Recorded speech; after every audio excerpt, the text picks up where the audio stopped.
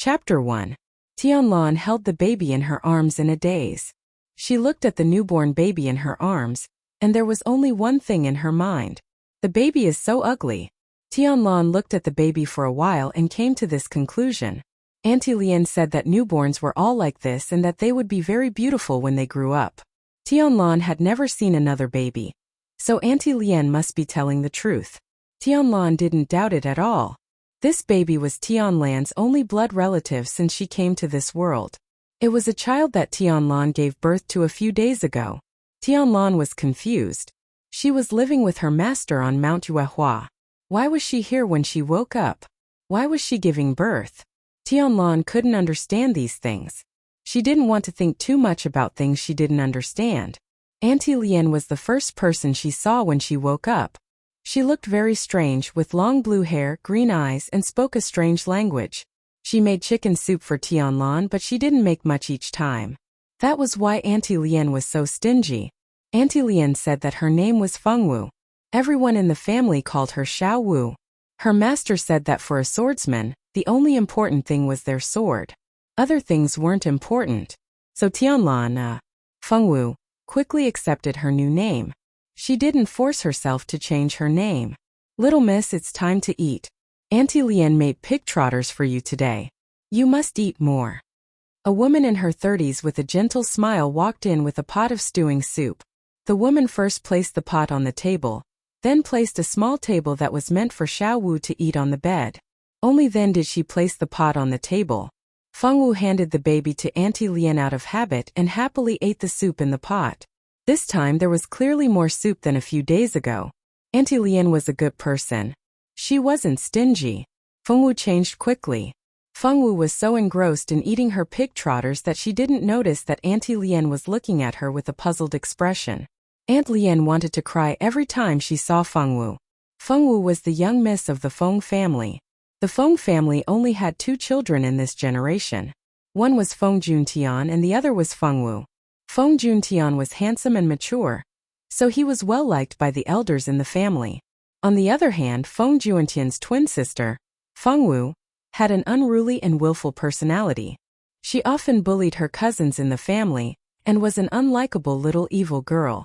However, one day, this evil girl was suddenly discovered to be pregnant. The Feng family's master was furious. He captured Fengwu and brought her to the ancestral hall for interrogation. He was unable to find out who the father of the child was. In his fury, the Feng family's master originally wanted to kill Fengwu to save himself the trouble. He wanted to prevent her from giving birth to a child that would ruin the Feng family's reputation. Of course, the Feng family's master's decision was not successful. Fengwu's parents and her older brother, Feng Juntian, who had never been close to her, all knelt down and begged for mercy for Fengwu. In the end, the Feng family's master ordered that Fengwu be sent to the countryside. Aside from Auntie Lian, who was in charge of taking care of Fengwu, no one else went with her. The Feng family had specially bought a small courtyard in the countryside for Fengwu. After all, it was only enough for 2 people to live in. There was no need to buy a large room, and Auntie Lian couldn't clean it up by herself. Before leaving the Feng family, the Feng family's people repeatedly warned Auntie Lian not to take care of anyone else. She alone was enough to take care of Fengwu. Madame Feng's meaning was that after Fengwu secretly gave birth to a child, she would think of a way to appease the old master's anger. When that time came, she would send Fengwu back. Fortunately, although the young miss had done something wrong in the past, the master, madam, and young master had not completely given up on the young miss. Auntie Lian sadly thought of these things. She began to feel troubled about Fengwu's future. The young miss had already given birth to a beautiful baby boy, but the madam only told her to focus on taking care of the young miss. She didn't say when she would come to take the young miss back. Although she knew that this matter could not be rushed, and the key point was still to see what the old master wanted, looking at this pure and cute young miss, Auntie Lian didn't know what to do. The young miss was only 14 years old. Because she had gotten pregnant too early, she had become a mother at such a young age. This was an extremely rare thing in the entire Heavenly Wind continent. In this world, everyone wanted to cultivate to a higher level of magic, or the strongest sword skills. Because of magic, people generally had very long lives. After cultivating to the saint level, magicians or saint level swordmasters would have a lifespan of over 1,000 years. No one would do something as stupid as getting pregnant in their teens. Wanting to have a child was very harmful to the mother's body. After giving birth, a woman's power would be greatly damaged.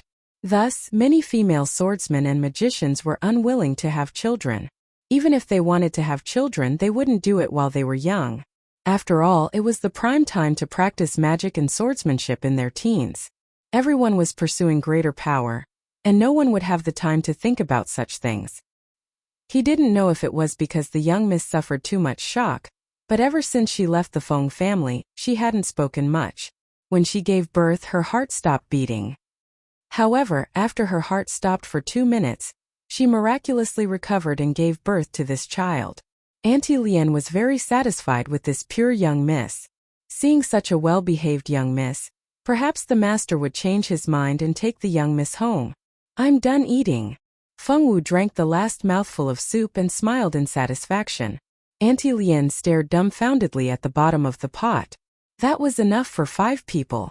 The young miss had finished drinking so quickly. No matter how many times she watched, Auntie Lien still felt it was inconceivable. Feng Wu obediently stayed in bed for a month under Auntie Lien's insistence. Every day aside from eating, she slept. Her small body finally gained a bit of weight. Her weak body from giving birth had recovered. Auntie Lien also felt that Feng Wu's recovery was very inconceivable. On the day of giving birth, the young miss vitality had been greatly damaged. With just one glance, she could tell that the young miss vitality had been greatly damaged. It would take at least a year or so to recover. However, it only took a month for the young miss face to become rosy again. Her body was clearly better than before she gave birth. Auntie Lien couldn't think of a reason, so she asked Feng Wu. Feng Wu only looked at her strangely with a puzzled expression. Auntie Lien thought that Feng Wu didn't know what was going on either, so she didn't think too much about it. She didn't want to be entangled in this unsolvable matter. Auntie Lien didn't expect that Feng Wu would think after she asked this question. Is a month considered very fast? Recently, she had been diligently practicing the internal energy that her master had taught her. She had only recovered 20% of her internal energy, so it took a month for her body to recover. This speed was already very slow. If her master knew, he would be scolded. Feng Wu's baby could eat a lot. Even if Auntie Lien gave Feng Wu a lot of nourishment every day, she still couldn't satisfy the little ancestor's needs. Often, because he didn't have enough to eat, he would pout and cry miserably. At this time, Feng Wu as a mother would look at the crying baby and say, seriously, baby, don't cry. Crying children aren't good children. Look, even your mother doesn't cry. Of course, no matter how smart the baby was, he couldn't understand what she was saying. The baby didn't give her any face and continued to cry. Every time this happened, Feng Wu would give the baby to Auntie Lien with a serious expression and say, seriously, he's not a good child. He's not obedient. When she spoke, her small face was serious. Only her large eyes revealed a trace of grievance. It seemed that she felt wronged by the baby's unfilial behavior. Chapter 2. Back at Mount Yuehua, her master had taught her the same thing.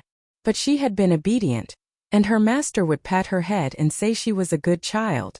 Tianlan liked being praised by her master, so she worked hard to be obedient. Her master said that warriors shed blood but not tears. Crying was the behavior of the weak. Tianlan was very obedient, and she never cried again. Her master liked Tianlan to be strong, so Tianlan had to do her best to make her master praise her. Although she couldn't see her master now, Tianlan would still do her best to follow her master's instructions. In Tianlan's heart, her master was the strongest. She would definitely know how obedient Tianlan was. Aunt Lien looked at the aggrieved woman and child, and she didn't know whether to laugh or cry. She didn't understand why the little miss liked to talk to the baby so much, even though she had told her that the baby couldn't understand her. Little miss, we can't go on like this. I think we should hire a wet nurse for the baby.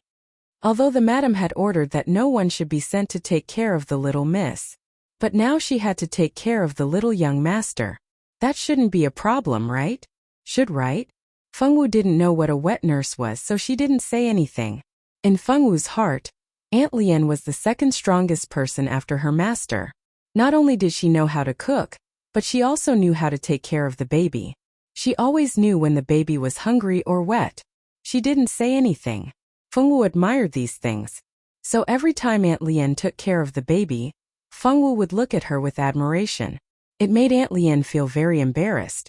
Aunt Lien moved quickly. The next day she found a wet nurse from town. But the wet nurse didn't work for half a day before she had to leave. It wasn't that the wet nurse wasn't good. It was just that the little ancestor was too picky. He would only drink his own mother's breast milk. If other women were to feed him, the little ancestor would rather be hungry and cry until his face turned red than give them the honor of drinking. Aunt Lien had no choice but to invite a few wet nurses to try, but none of them worked. The little ancestor said he wouldn't eat and he wouldn't eat. It gave Aunt Lien a headache. Auntie Lien took some silver coins and sent the wet nurses away. Then she and Fengwu sat together and looked at the baby in Fengwu's arms, who was drinking her mother's milk. Their expressions were troubled. It was obvious that the little fellow could not suck any more milk, but he was still desperately trying to suck a mouthful of milk. His little face was red because of the exertion, and his small eyes were already filled with tears. If it were not for the fact that he could not bear to part with his little mother's milk, he would probably have exploded by now. Auntie Lien, what should we do? Fengwu glanced at the baby who was sucking hard, then tilted her head and looked at Auntie Lien with trust. Seeing the trust in Fengwu's eyes, Auntie Lien felt awkward. Since the young master is not willing to drink human milk, we can only try to see if he is willing to drink the milk of a magical beast. But magical beasts that have just given birth usually have their partners guarding them. It is very difficult to approach them. This is very difficult. Aunt Lien muttered to herself as she pondered. When Fengwu heard Auntie Lien's words, her eyes lit up. She looked at Auntie Lien and asked very seriously, "Where are the magical beasts?" There are magical beasts in the nearby mountains. Although their levels are not very high, there are many of them. It is not easy to catch them. Auntie Lien was worried about the little ancestor's food problem, so she did not notice the girl's shining eyes. When Fengwu heard Auntie Lien's words, she looked at the little fellow who was about to cry. She made a decision in her heart. She was going to find food for the baby. To Fengwu, the baby was the closest person to her other than her master. So, it was very important that the baby did not have enough to eat. Fengwu did not like the feeling of being hungry. Being hungry was very annoying. So she wanted to find food for the baby. The next day before dawn, Fengwu left a letter for Auntie Lien. She told Auntie Lien that she was going to find food for the baby. Then she carried the sleeping baby on her back and left the small courtyard where she had lived for more than a month. This was the first time Fengwu had gone out. Because the sky was still dark and the morning market was not open, there was not a single person on the street. Auntie Lien had said that the magical beasts lived in the nearby mountains. So Fengwu carefully looked at the nearby mountains. Although the sky was still dark, Fengwu had been practicing martial arts since she was a child. So, looking at the nearby mountains was not a big problem. Soon Fengwu found her target. The mountain in the middle was the highest. The magical beasts must be there. So, her little mother, Fengwu, quickly walked in the direction of that mountain. The baby would be hungry when he woke up. So, she had to quickly find milk for him to drink. Fengwu quickly reached the foot of the mountain. She looked at the towering peak and walked up without changing her expression. The mountain path was not easy to walk on, but it was not a problem for Fengwu. Fengwu had never climbed this mountain before, but she was not afraid of getting lost. If she did not know the way, she would ask the nearby animals. These animals looked very strange, and she had never seen them before. However, this did not stop Fengwu from making new friends. When she lived on Mount Yuehua, the animals on the mountain were all Tianlan's friends. Because Tianlan could understand what the animals said, and the animals all liked Tianlan, when she heard Auntie Lien say that she needed to find the milk of a magical beast to feed the baby, she did not think it was a difficult task. Although Fengwu did not know what a magical beast was, since it had the word beast, it must be an animal. In Tianlan's heart, magical beasts were animals, and animals were friends. So, Fengwu had always been optimistic and did not find it difficult at all. "Little doggy, do you know where the magical beast is?" Fengwu, who was carrying the baby, saw an animal that looked like a little dog walk by. She immediately ran to its side. The little animal was very wary of Fengwu at first, but when it heard Fengwu speak, it became suspicious and let down its guard. Who are you? The little doggy was very curious. Why did it feel so close to this strange girl? It instinctively wanted to get closer to her. Hello little doggy. My name is Tianlan, but you can call me Xiaolan. My baby is hungry, so Auntie Lian said that she needed to find a magical beast to feed the baby. So Tianlan came to find a magical beast. Fengwu looked at the little doggy in front of her, a rare smile on her serious face. I'm not a little doggy. I'm a howling moonhound, a great magical beast. I'm not a little doggy in your human world. The howling moonhound looked at Fengwu with disdain. The name little doggy made the howling moonhound feel deeply insulted. It knew that in the human world, there was an ordinary animal called a dog. Although dogs and their howling moonhounds had some similarities, how could a proud magical beast like to be compared with an ordinary animal that did not have any magic power at all? Oh, then I'll call you Xiaoyu, okay? Fengwu looked at the howling moonhound with anticipation. The howling moonhound was embarrassed by her stare. Alright, since this human is not annoying, I'll let her call me Xiaoyu. The howling moonhound nodded. Fengwu was happy. She looked at the howling moonhound in front of her with anticipation. Xiaoyu, are you a magical beast? Then do you have a magical beast in your family that just gave birth? Can I trouble it to feed my baby? I don't think there are any in my family that just gave birth. Xiaoyu thought for a moment and said. There were a few howling moonhounds that just got pregnant, but it took a long time for them to give birth. Magical beasts usually had long pregnancies. It was common for them to be pregnant for 3 to 7 years, or even more than 10 years. The longer they stayed in their mother's womb, the stronger their talents would be after they were born. Then what should we do, Xiaoyu? Auntie Lian said that we need to find a magical beast to feed the baby. Fengwu's eyes turned red as she looked at Xiaoyu sadly. Hey, don't cry. Xiaoyu panicked when she saw the girl's red eyes. I'm not crying. Master said that crying is for the weak, so Tianlan never cries. Fengwu nodded seriously. Hearing Fengwu's solemn words, they couldn't help but believe her. Chapter 3. Alright, you didn't cry. I saw wrongly. Xiaoya was helpless. If she didn't cry, then so be it. Actually, if you want to feed your baby, you don't need to use magical beast milk at all. There is a milkberry tree in this forest. The milkberries on the tree are the favorite food of magical beasts. The juice in the milkberries is very delicious, and the juice has a faint magic power. It is very suitable for the baby to eat. If you are in a hurry, I can help you pick some milkberries. Really? Thank you, Xiaoya. Xiaoya is so nice. Fengwu smiled very happily. To be able to help the baby find something to eat and not have to go hungry, to Fengwu, it was a very happy thing. Then wait for me here. I will help you pick some milkberries. The milkberries are in the center of the forest. Only magical beasts like us can go there. That is the favorite place of magical beasts. As soon as a human enters that place, they will be hunted down by all the magical beasts. Xiaoya thought that she was going all out for this human who had made a good impression on her. Then I will wait for you here. Fengwu nodded her little head obediently. In the past, when she was at Mount Yuehua, the little animals also had their own gathering place. Even Fengwu could only go there if she was invited. If she stepped in casually, she would be treated as an enemy and attacked. Therefore, Fengwu had no intention of going to the place that Xiaoya mentioned. Half an hour later, Xiaoya howling moonhound ran back. After it ran in front of Fengwu, it waved its little paw and a large pile of milkberries appeared in front of Fengwu. These milkberries were not big, only the size of an apple. They were milky white and emitted a faint magic power. Fengwu saw so many milkberries and her eyes lit up. That's amazing, Xiaoya. Xiaoya raised her head a little arrogantly. Give one to your baby to try. Fengwu took the top one from the pile of fruits. How do I eat this? Use your nails to scratch the skin and let him suck the juice inside. Fengwu did as she was told and placed the fruit next to little Baozi's mouth. Sure enough, little Baozi smacked his lips and sucked on the fruit with relish. Although the milk fruit was only the size of an apple, there was a lot of juice inside.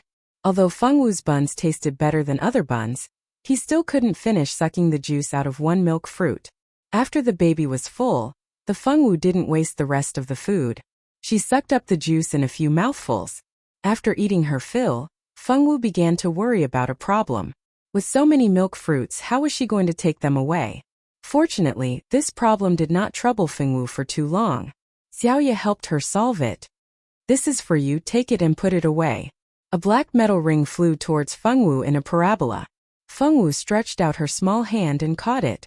This is a storage ring for you humans. We magical beasts don't need this thing. Drip your blood on it and take it. Xiaoye said generously. When magical beasts were born, they had a life space in their bodies to store things they needed. Only humans would like this kind of storage magic tool. This ring was left behind by a seriously injured human hundreds of years ago. At that time it was picked up by Xiaoye's father. After Xiaoye was born, this ring became Xiaoye's toy. Now that Xiaoye thought that it had grown up, and no longer needed to play with this kind of toy, it was very generous to give it to Fengwu. Anyway, it was just a toy in its hands and had no use at all. Fengwu felt that this new storage ring was very novel. After dripping her blood on it to identify it, not only did she put the milk fruits inside, but she also experimented with the stones and flowers next to it. At the same time, at the foot of the mountain, Auntie Lian was anxiously waiting for Fengwu to return home. After Fengwu left a note and left, Auntie Lian was so anxious that she almost went to the village chief to organize people to look for her. Just as Auntie Lian was anxiously walking around in circles, an unexpected person appeared. Housekeeper Luoda, why are you here? Auntie Lian looked at the middle-aged man who appeared at the door with surprise. Luoda was the Feng family's housekeeper. He was in charge of looking for the Feng family's business outside. His position in the Feng family was very high. Auntie Lian could not imagine that such a person would actually appear in this small village. It was the master who told me to come. You have already taken care of Miss Fengwu for so long. Miss Fengwu's body has almost recovered. The master wants you to go back immediately. Madam needs you. With Luoda's position, it was impossible for him to not know what had happened to Fengwu.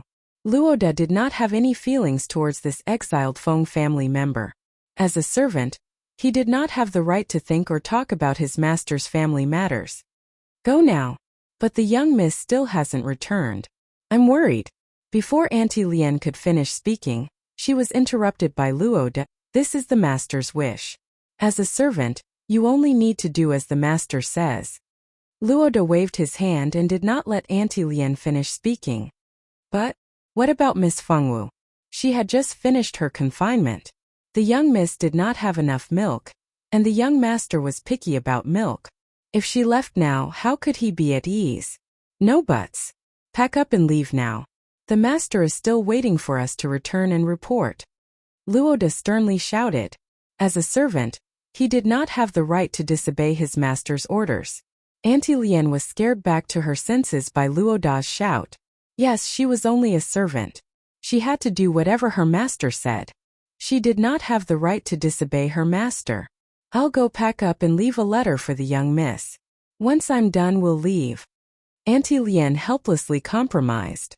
This time Luoda did not say anything. Could be considered that he agreed. Auntie Lian let out a sigh of relief. At the very least, she could leave a letter for the young miss to tell her where she was going. She only hoped that the young miss could take good care of herself and the young master. Auntie Lian did not bring many things. Originally, the Feng family had Auntie Lian take care of Fengwu. They only wanted her to take care of Fengwu until she finished her confinement. The actions of the previous master made the Feng family very disappointed. They basically did not care about her feelings. Auntie Lian spent 10 or so minutes packing up and leaving behind a simple letter. Just like that, she followed housekeeper Luoda and left the village. When Fengwu returned from a rewarding journey, she only saw a letter that Auntie Lian had left on the table. The letter said that the Feng family had come and that Auntie Lian had to return to the Feng family to report. Auntie Lian also told her to take good care of herself. In addition, her mother had left her a crystal card. Every month, 20 gold coins would be deposited into the card. This money was her monthly living expenses and other information. Fengwu blinked her eyes. After a few seconds, she remembered that Auntie Lian had left and would never return. Fengwu was a bit sad. Auntie Lian's cooking was very delicious. It was a pity that she left. Alright, for a young female lead who was a foodie, eating was still the most important. Fortunately, Auntie Lian had already finished cooking before she left. Fengwu finished the food and fed little steamed bun half a milkberry. The two of them lay down on the bed and fell asleep. Chapter 4. This day was destined to be a restless day. Late at night, the entire village was brightly lit. Screams, cries for help, and the sound of fighting and killing spread throughout the village. Even if Fengwu was sleeping like a dead pig, she still woke up. Fengwu, who had just woken up, was a little confused. The little bun was also disturbed by the noise outside. His cute little eyebrows wrinkled, and his little mouth made a little noise of protest. Fengwu put on her clothes and climbed to the top of the wall to take a look. She saw the village was covered in blood. She didn't know where the bandits came from, but they killed everyone they saw. The men in the village angrily resisted, but these bandits were all ruthless. In just a moment, the villagers were beaten to the point that they couldn't resist. These people are bad. Fengwu touched her little head and thought with certainty. Master said that people who practice martial arts should do their best to eliminate evil. But when there is a great disparity in strength, it is more important to save one's life. It is not worth it to lose one's life. Fengwu carefully thought about the difference in strength between her and her enemy. She realized that she had only cultivated her body for a few days after she came here, and her internal strength was only at the first level. She was still no match for the people outside. After thinking about it, Fengwu decided to listen to her master. If she can't beat them, she can hide or run. In short, she can't sacrifice her little life in vain. So Fengwu carried the little bun on her back. Her clothes and the little bun's clothes, and the necessities all swept into the space ring. Everything ready, Fengwu was ready to find a chance to leave the village. Who knew that the door directly opened with a bang? Oh, my luck is really good. I didn't expect that in such a rural place, there would be such a top-quality goods. The bandit named Hazy was very tall, his skin was dark, and the whole person exuded a strong aura. At a glance it was clear that he had killed many people. Little beauty, go with brother, as long as you serve me well in the future. Your little life, brother Hazy, I will protect. Such a beautiful little beauty. When he was tired of playing with her, he could sell her for a good price. It was a pity to kill Qi. Hazy drooled and stared at Fengwu. For Hazy, Fengwu is now a fish on the chopping board. She can't run away. Life and death is not up to him. As for the little bun on Fengwu's back, he was directly ignored by Hazy. Fengwu didn't understand what this person meant. Fengwu intuitively didn't like this person. I don't like you. Fengwu looked at Hazy and said. She did not like this person and would not leave with him. This person was very bad. The way he stared at her was very annoying. Master said that men with this kind of eyes are not good men. If they dare to touch her, they can kill them directly. If they can't kill, they can run away. Master will back them up. Hazy felt that this little girl had a problem with her brain. In this case, shouldn't she be scared and scream or beg for mercy? How can this girl be so calm and say that she doesn't like him? Who wants you to obediently serve Lousy well? Let Lousy sell you for money, Hazy disdainfully thought. Come on, little beauty, go with brother. Hazy was too lazy to waste time with Fengwu. He stretched out his big black hand and rushed to catch her. Fengwu quickly took out a small sword from the space ring when Hazy rushed to her. This small sword was the original owner's. Because she liked it very much, when she left Feng family, the original owner also took it out. This sword is very sharp and very light. It is very suitable for women to use. Fengwu found this small sword a few days after giving birth. She liked it and took it directly with her. At this time, Fengwu intuitively took the small sword in her hand and stabbed it unexpectedly. This sword did not have the slightest murderous intent, but it was not sloppy. It stabbed towards Hazy's vital point. Hazy is worthy of being a murderous robber. Although he did not expect such a little girl to dare to resist, with his combat experience, he still escaped this fatal blow. Unfortunately, although the first sword was avoided by him, the second sword was like moving clouds and flowing water, so that Hazy could no longer escape and was directly cut in the neck. Hazy's eyes widened. He didn't think that he would die in the hands of such a thin little girl. Although he had been prepared to die in this line, He didn't think that he would end his life in this way. No matter what He was thinking when he died. Feng Wu immediately closed the door after the 2 sneak attacks to prevent other robbers from breaking in again, and then left from the back door. She hid all the way and finally fled to the edge of the village. But outside the village, a lot of robbers gathered there, and it was impossible to go out. With Feng Wu's current skill, it is no problem for one to fight 3 or 5, but these 100 or 200 robbers, how can she be the opponent? In desperation, Feng Wu changed her route and went to the only dilapidated house in the village. The house that Feng Wu wants to go to is the only house in the village that can't be divided. Because the previous directors have died, the villagers said that the house is very strange, so no one wants to go to the house. Even children are warned by adults not to come here to play. Now the whole village is full of robbers, so she can't run. Feng Wu decided to find a place to hide according to her master's words. The place to hide is of course this broken house that no one wants. First, the house is too dilapidated. It is estimated that no one except beggars will look at the house here. Second, there are relatively many places to hide near this house. Kill them, don't leave anyone alive. No, I beg you to let me go, don't touch me. My child, let go of my child. Around the sound of fighting, many women were pressed under the body of the robbers. Feng Wu saw it in her eyes, but did not go forward to save them.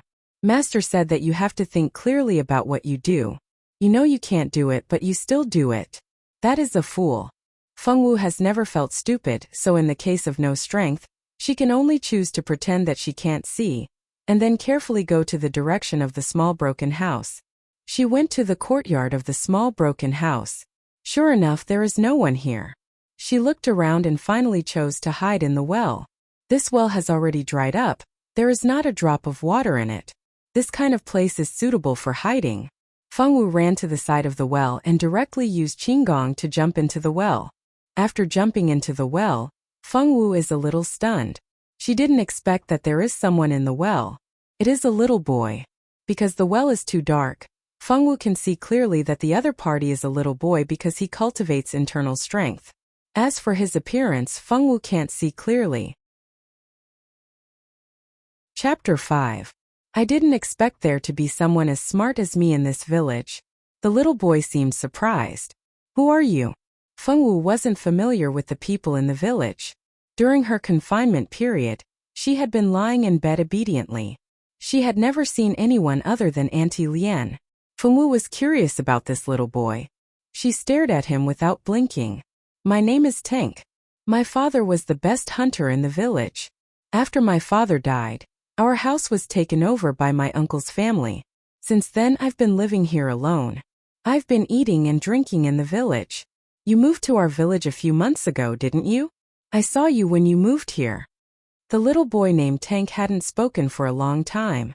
It was rare for him to see someone, so he started talking to himself. I've never seen you before. Feng Wu frowned. Tank was about to speak when a cry came from the well. What's wrong? What's wrong? Where did that baby cry come from? Tank seemed to be frightened. This house had been rumored to be haunted in the village. If it wasn't for the fact that he had nowhere else to live, he wouldn't have moved here. He had lived here for a few months and nothing had happened. He thought that the rumors were made up by the villagers. He didn't expect a ghost to appear, and a baby spirit at that. It was said that a baby spirit's ghost was scarier than an adult's, but he didn't know if it was true. Ah, baby. Feng Wu heard the baby crying and quickly put him down. She touched the baby's diaper and found that it was wet.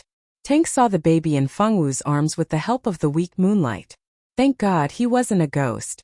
Is this your little brother? I didn't see you with a child when you came here. Tank scratched his head, wondering if he remembered wrong.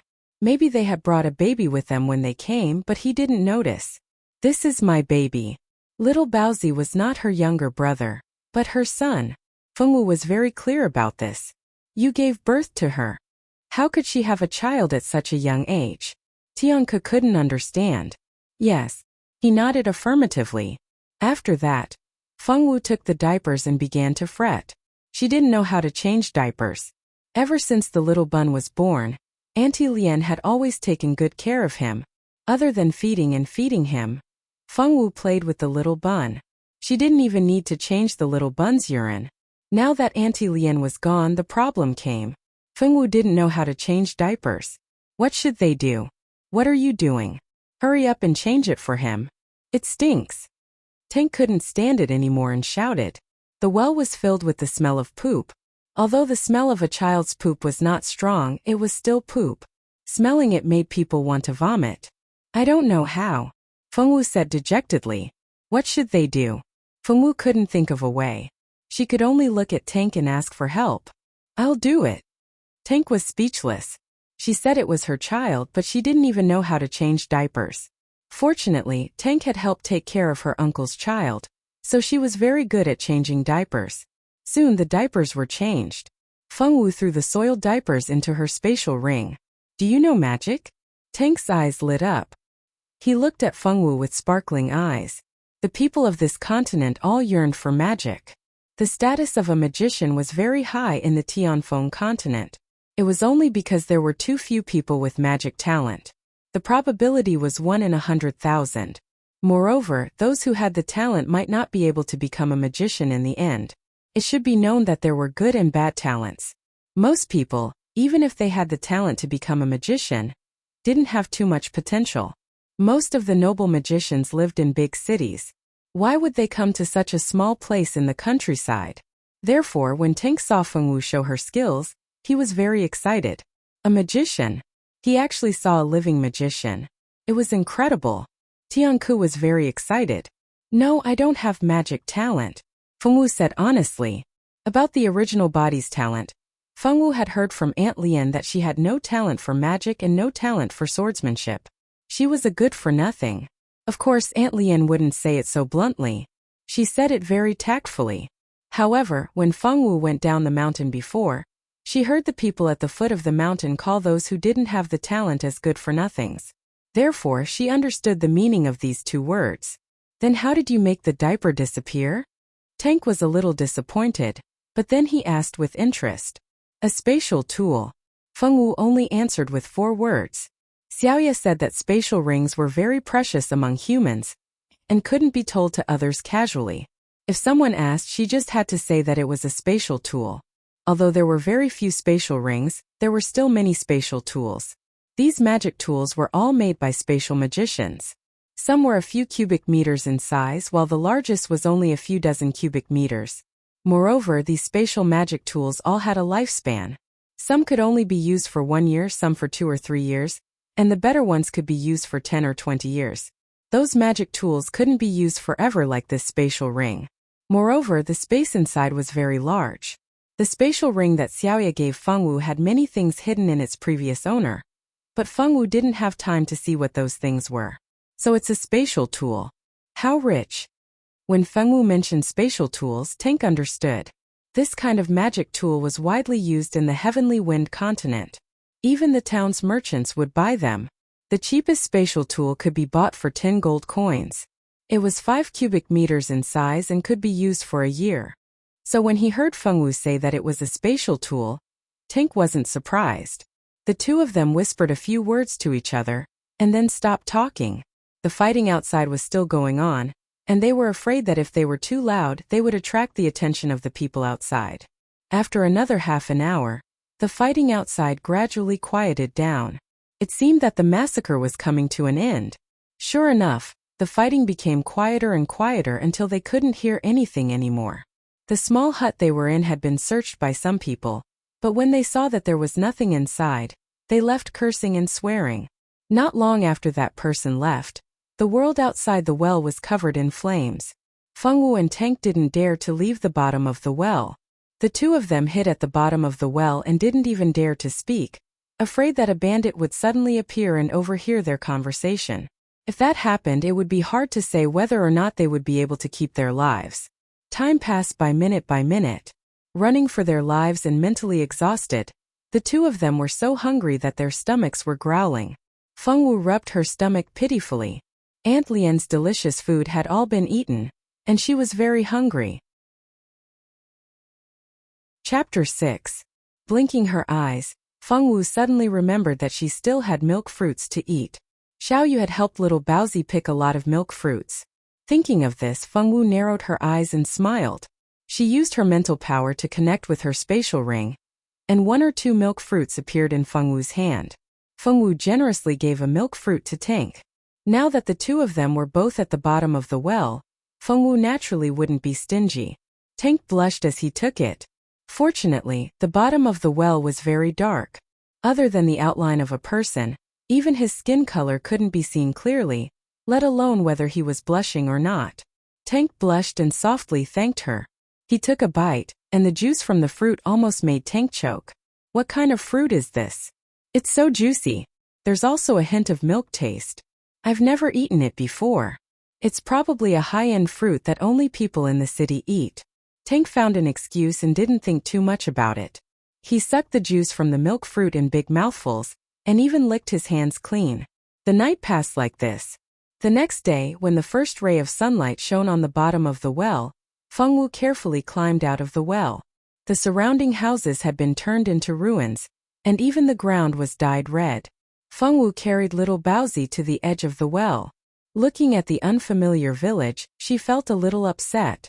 Not long after Fengwu came up, Tank also climbed up with the rope that held the bucket. Looking at the village that had become hell on earth, Tank's feelings in his heart were much stronger than Fengwu's. After all, this village was where he grew up.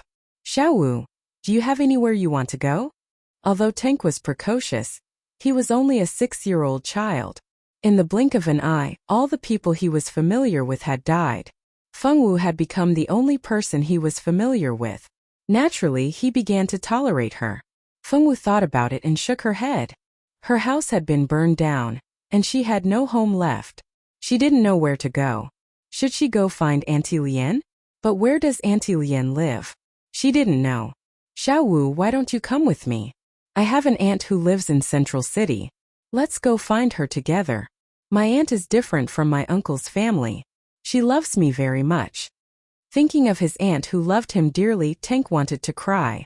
Ever since his father died, he had been treated with disdain by his uncle's family. Originally, he thought that when he grew up, he would definitely take back the land and house that his uncle's family had taken away. He didn't expect that before he grew up, his uncle's family would all die. He didn't even get to take revenge. After suddenly losing his life goal, Tank didn't know what to do in the future. However, the only person he could rely on right now was his aunt. Thinking of how much his aunt loved him, Tank believed that his aunt wouldn't dislike him like his uncle's family. Go with Tank? That seemed good. Fengwu thought that since she didn't know where to go, she agreed. Fengwu took the 2 steamed buns and left the village where she had lived for several months. As for where the central city that Tank mentioned was, whether it was Fengwu or Tank, they had no idea. Tank only knew that the central city was very far, and that it would take a long time to get there by carriage. Fengwu didn't even know what the central city was because ever since she came to this world, the furthest she went was the forest not far away. How do we get to the central city? Fengwu lowered her head and asked Tank. I don't know. I only know that it's very, very far from here. Tank looked at Fengwu carefully. He was afraid that Fengwu would refuse to take him or leave him alone because it was too far. Fortunately, Fengwu didn't think too much about it. Then what should we do? Fengwu asked again. Fengwu, who had always been simple-minded, didn't think about how irresponsible it was to ask a child about everything.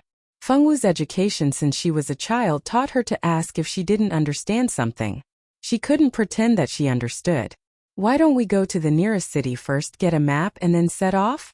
Fortunately, Tank was more reliable. He thought of a solution in an instant. Tank also understood that this strange sister Xiaowu was completely unreliable. It was hard to say who would take care of who in the future. Tank was completely right. Ever since the two of them set off, Fengwu had been following Tank all the way. When Fengwu was hungry, she would hunt for pheasants or hares. After she came back from hunting, the job of cooking fell to Tank. Ever since Fengwu made a dark cuisine that could kill people with poison, Tank didn't let Fengwu cook anymore. The reason was that he didn't want to die young before meeting his aunt. Fengwu lowered her head and stepped back. Since then, she didn't compete with Tank for the job of cooking. Tank not only took over the job of cooking, he even took care of little Baozi's diapers. Tank had completely taken over the job of changing diapers. Fengwu was only responsible for feeding little Baozi half a milkberry when he was hungry.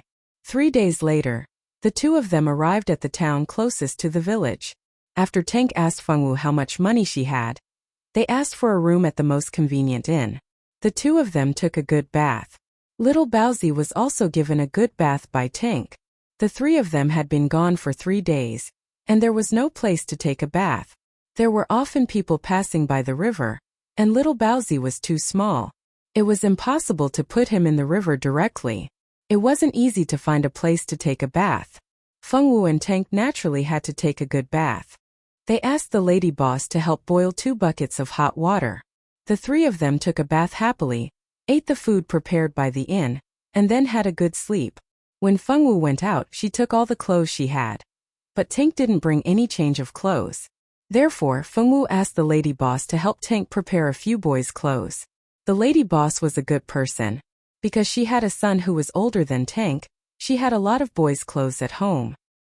Hearing that the siblings had escaped from the village, the lady boss directly gave all her son's old clothes to Tank. Fengwu sincerely thanked the lady boss. Even Tank blushed and thanked the lady boss. The news of Tank's village being slaughtered by bandits had spread to the town.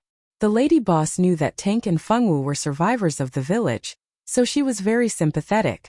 She even prepared a bigger meal for them than for others. Fengwu felt that the lady boss was a good person, so she asked the lady boss how to get to the central city. The lady boss only said that Yang City was very far, and it would take them at least 1 or 2 years to get to the central city. Chapter 7. 1 or 2 years. Fengwu blinked her eyes. It would take that long? Luckily, the lady boss said that there was a beast carriage in town, but it was a little expensive. Is there no shortcut to get there? Fengwu knew that money could buy food, so she was reluctant to spend money on a carriage. Shortcut? The lady boss thought for a moment then frowned. It's not that there isn't a shortcut, follow me. The lady boss led Fengwu to the entrance of the inn, and pointed to a mountain in the distance. Do you see that? That's the Magic Beast Mountain Range, where all the magic beasts live. As long as you pass through this mountain, you'll reach Onlua City. Once you reach Onlua City, you can take a flying beast carriage there. It only costs 20 gold coins per person to get to Central City. Although that's the shortcut, the mountain is filled with magic beasts and is very dangerous. If you have the money, you can find a good mercenary group and have them escort you there. If it's just you and your brother, don't be stupid. Every year, many people die on that mountain. The warm-hearted lady boss persuaded Fengwu for a long time. No matter what the lady boss said, Fengwu obediently listened. However, no one could guess what she was thinking. So there really was a shortcut. Fengwu thought as she listened to the lady boss's words. In her heart, she was thinking about how to save money to get to Central City. Auntie Lien said that she had 20 gold coins for living expenses every month. She hadn't even started spending this month's money. A few months ago, Auntie Lien had been saving money to spend. Now she had 60 gold coins in her crystal card, which was more than enough to pay for the carriage. After a quarter of an hour, the lady boss finally finished persuading her. Fengwu asked the lady boss where she could buy a map of the continent. The Heavenly Wind continent was very big, and there were countless large and small countries on the continent. Every country had their own map, and there was also a map of the entire continent. However, it was inconvenient to buy one. After consulting the lady boss, Fengwu chose to buy a map of the entire continent. Fengwu also wanted to save money, but Central City didn't belong to any country. They were currently in an ancient eastern country. Most of the people in this country had black hair and black eyes. Occasionally, there would be people with different hair colors. They were either foreigners from other countries or mixed blood. Central City was located in the center of the continent. According to legends, it was a city built by God. It didn't belong to any country, and was also not controlled by any country. Central City was the headquarters of the temple. In the legends of the Heavenly Wind continent, the people of the temple were all chosen by God. For the sake of the continent's peace, they worked hard to fight against the demons of other worlds. They had the power bestowed upon them by God, and every warrior of the temple was respected by the people. In Central City, other than the temple, the most famous school was the Notre Dame du Starlight. It was the continent's largest dual cultivation school of magic and martial arts. There were the most talented magicians and the most talented swordsmen. Every graduate of the Notre Dame du Starlight could become a member of the temple as long as they passed the examination of the Holy Court. To be able to become a member of the temple was a matter of great honor to everyone. Fengwu wanted to bring Tank to Central City, so she had to buy a map that could be used by the entire continent. Only then would she be able to calculate the most time and cost-effective route. Under the lady boss's guidance, Fengwu went to a shop that specialized in miscellaneous goods, and spent 5 gold coins to buy a map of the continent. After leaving the shop, Fengwu looked at the map in her hand and pursed her lips. 5 gold coins. She could buy a lot of meat buns. Meat buns were only 2 copper coins each.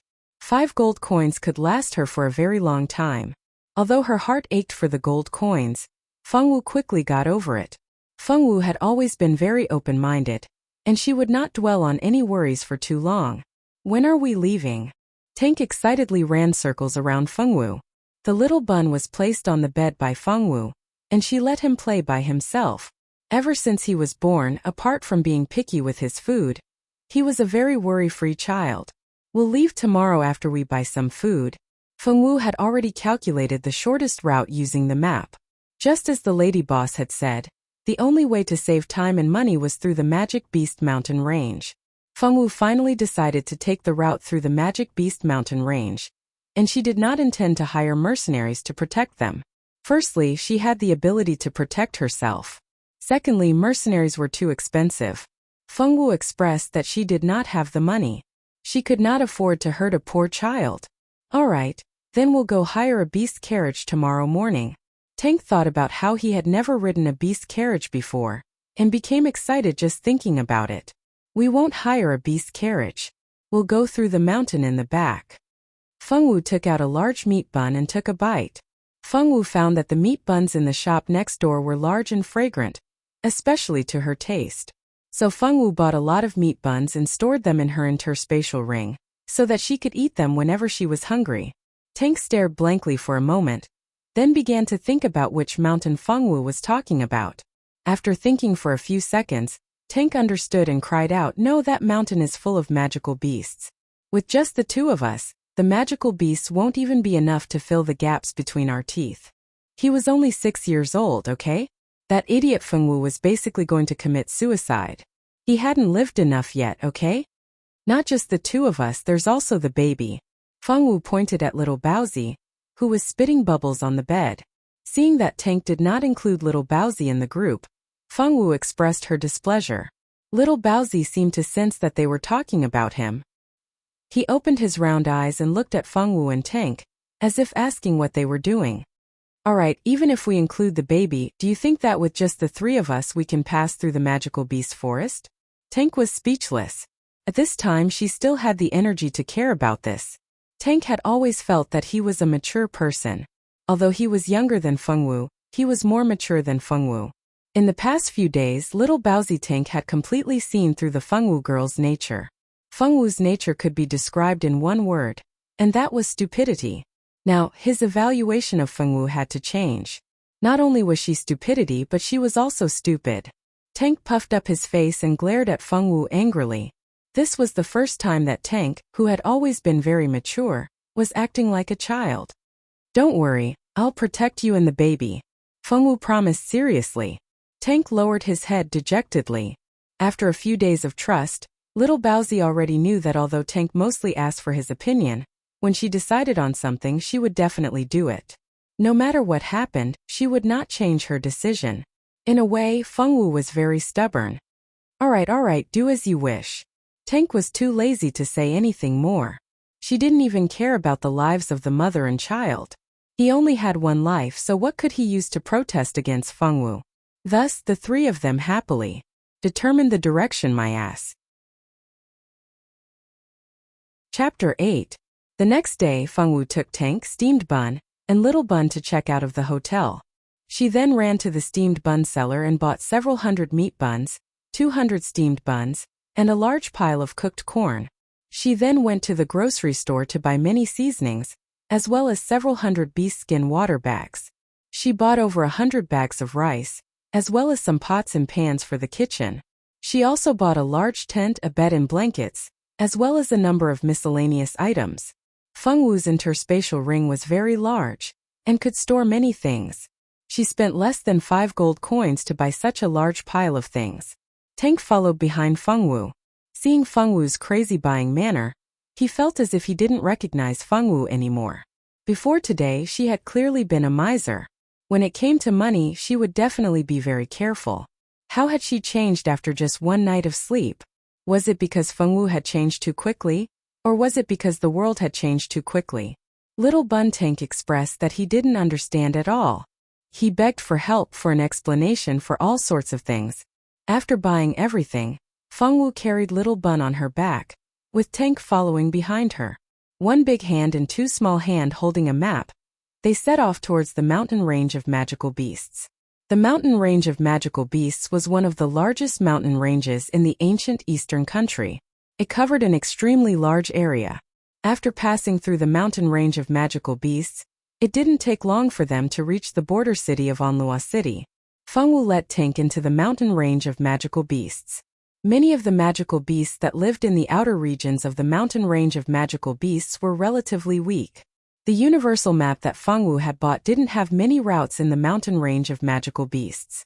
Apart from the routes into the mountains, the routes within the mountain range of magical beasts weren't marked out.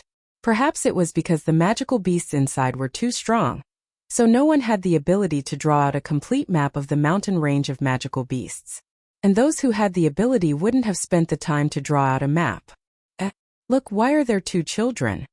Within a small mercenary group that was hunting for low-level magical beasts in the outskirts of the mountain range of magical beasts, one of them discovered a large group of 2. These people obviously ignored Little Bun, who was behind Feng Wu. Little Bun yawned behind Feng Wu. The sun was so comfortable he wanted to sleep. It looks like they want to go into the mountains. They don't want to live anymore. Kids nowadays are so reckless. I wonder which family they are from. Someone sighed. Hey little girl, little brother. Don't go inside, it's very dangerous. A kind-hearted female mercenary couldn't bear to see such a young child buried in the mouth of the demon mountain, so she cried out. Hey! Behind them, a few kind-hearted people continued to call out. It was a pity that Feng Wu didn't know that they were calling out to her. And although Tank knew, Feng Wu had already decided to pass through this mountain range. Moreover, he didn't know those people, so he didn't pay much attention to them. The kind-hearted mercenaries called out a few times, and not long after, Feng Wu and Tank's small figures disappeared in front of everyone's eyes. What's wrong with those 2 children? Aren't they looking for death? A female mercenary frowned. Why do you care what they do? They're not your children. If they want to die, we won't stop them. But the female mercenary wanted to say something, but was interrupted by the leader of their mercenary group. Alright, let's not talk about it anymore. We've already warned them. We've already done our best, the tall and sturdy captain said. Thus no one said another word. The members of the small mercenary group began to seriously search for traces of low-level magical beasts. 3 months later, standing at the gate of Onlua City, Tank didn't dare to believe that he had left the legendary mountain range of magical beasts just like that. In this 3 months, Tank discovered that Feng Wu was even more miraculous than he had imagined. Those vicious magical beasts actually didn't attack Feng Wu. Moreover, Feng Wu also understood the language of beasts. When she didn't know the way, she would ask the magical beasts for directions. He didn't know what was wrong with those magical beasts, but they actually helped Feng Wu point the way. Some of the more idle ones would even lead them for a while. The peaceful coexistence between human beings and demon beasts had broken Tianke's understanding for 6 years since she was born. It turned out that magical beasts also had times when they didn't attack humans. He had always thought that the relationship between humans and magical beasts was a mutual hunting relationship.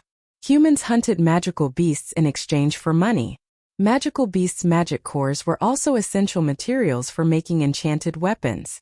Magical beasts, on the other hand, could increase their strength by eating human flesh. Because of this, the relationship between humans and magical beasts could never be considered friendly. This peaceful scene naturally had a huge impact on Tank. Tank had once suspected that Feng Wu was a legendary beastmaster.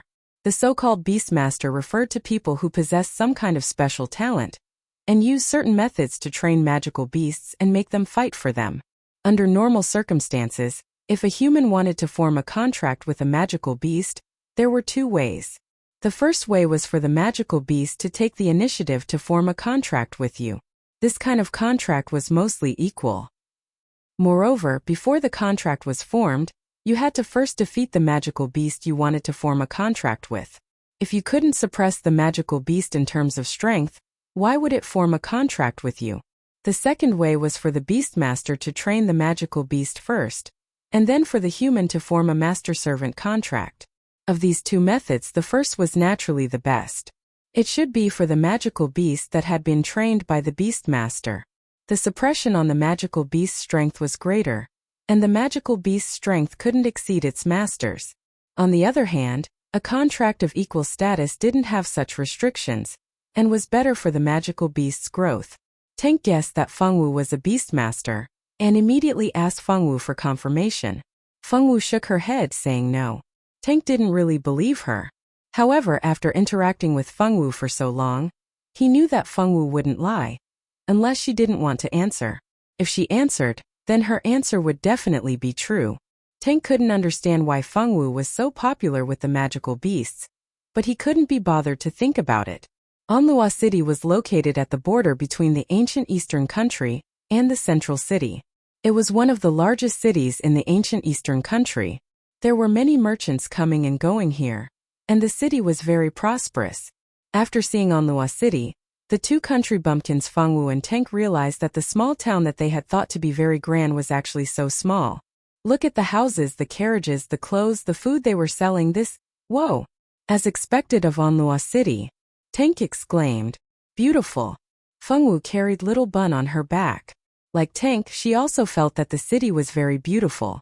The furthest Sky Blue had ever been to was a small town at the foot of Mount Yuehua. She had never seen such a beautiful city. Che country bumpkins, don't block the way. You really haven't seen the world, what a disgrace. Fengwu and Tank turned around upon hearing the voice, only to see a blue-haired girl with her arms crossed, looking at Fengwu and Tank with disdain. It was obvious that those words had come from this girl's mouth. Ugly woman, you're the country bumpkin. Your whole family are country bumpkins. Tank's face turned red, glaring angrily at the blue-haired girl. Damn brat, what nonsense are you spouting? How dare you speak to me like that? Do you know who I am? The girl was so angry that her ample chest heaved up and down. The nearby men who were watching the show couldn't help but drool as they looked at the beauty in front of them. Chapter 9. The appearance of the blue-haired girl was obviously not from the ancient eastern countries, and it was unlikely that she was a mixed blood, so this girl could only be from other countries. Looking at her gorgeous dress, she had a string of expensive pearl necklace around her neck, a gold bracelet inlaid with gems on her hand, and the hairband in her hair was obviously made of money. The belt on her waist was a space accessory, and this dress made people feel a few words. I'm a local tyrant, I'm not to be trifled with. The onlookers around knew that the two siblings were going to be unlucky. Because of some speculations about the girl's identity, no one dared to stand out and meddle in other people's business. They could only express heartfelt sympathy for the siblings. Don't you know who you are? Fengwu blinked and asked doubtfully. This person was really strange, asking others who she was. If even she didn't know this question, then it was even more impossible for her and Tank to know. Boo! There was a muffled laughter all around, and Tank also laughed loudly on the side. He didn't expect Fengwu to be so awesome. He thought that with her being so dull, she would definitely not quarrel. Courting death. Alice couldn't imagine that the two bumpkins would dare to ridicule her. How could Alice, who had always thought highly of herself, stand this? Alice, who had never been bullied by anyone, directly drew her staff from the space belt, and a fiery red hair staff appeared in Alice's hand. It's a magician. This girl is actually a noble magician. The people around exclaimed. God! That pair of siblings actually dared to offend a magician. Someone said. Now that pair of siblings are dead. No one saw the combination of Fengwu and Tank. You want to fight? Fengwu looked puzzled at the other party's action of drawing her staff. Did she want to fight? Nonsense, if you kneel down and beg for mercy now, this young lady may be merciful and forgive you once. Alice arrogantly pointed her staff at Fengwu, and the exclamations all around made her feel a sense of superiority.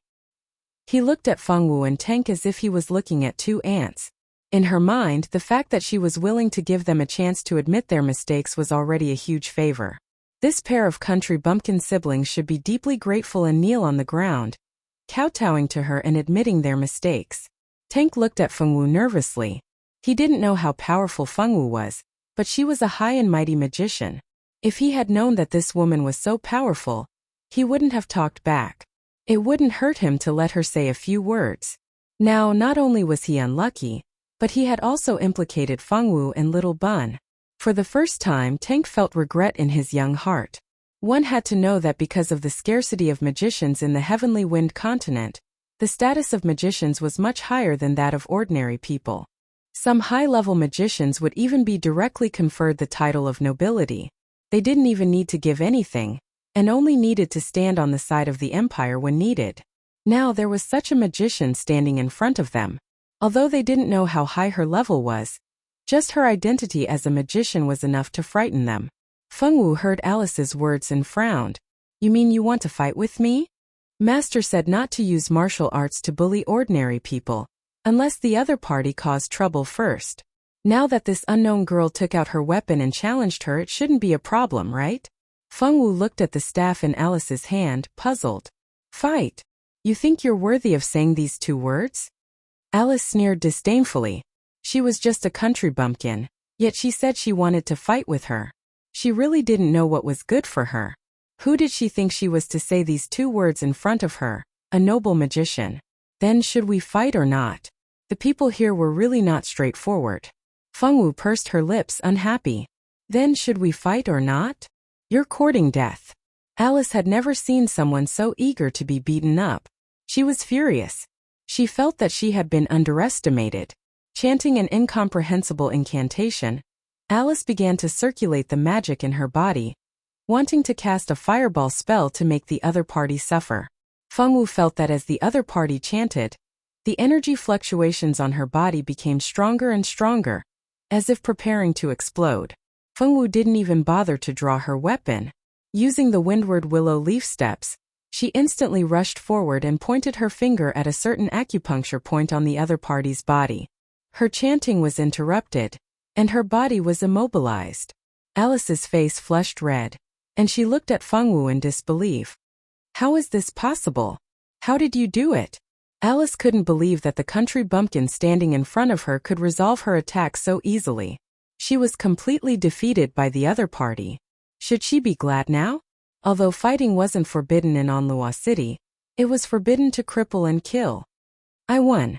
Fengwu looked at Alice with a serious face and announced the final result. "Let go of me, what do you want? I am the daughter of the president of the Amuse Chamber of Commerce. If you touch me, my father will never let you go."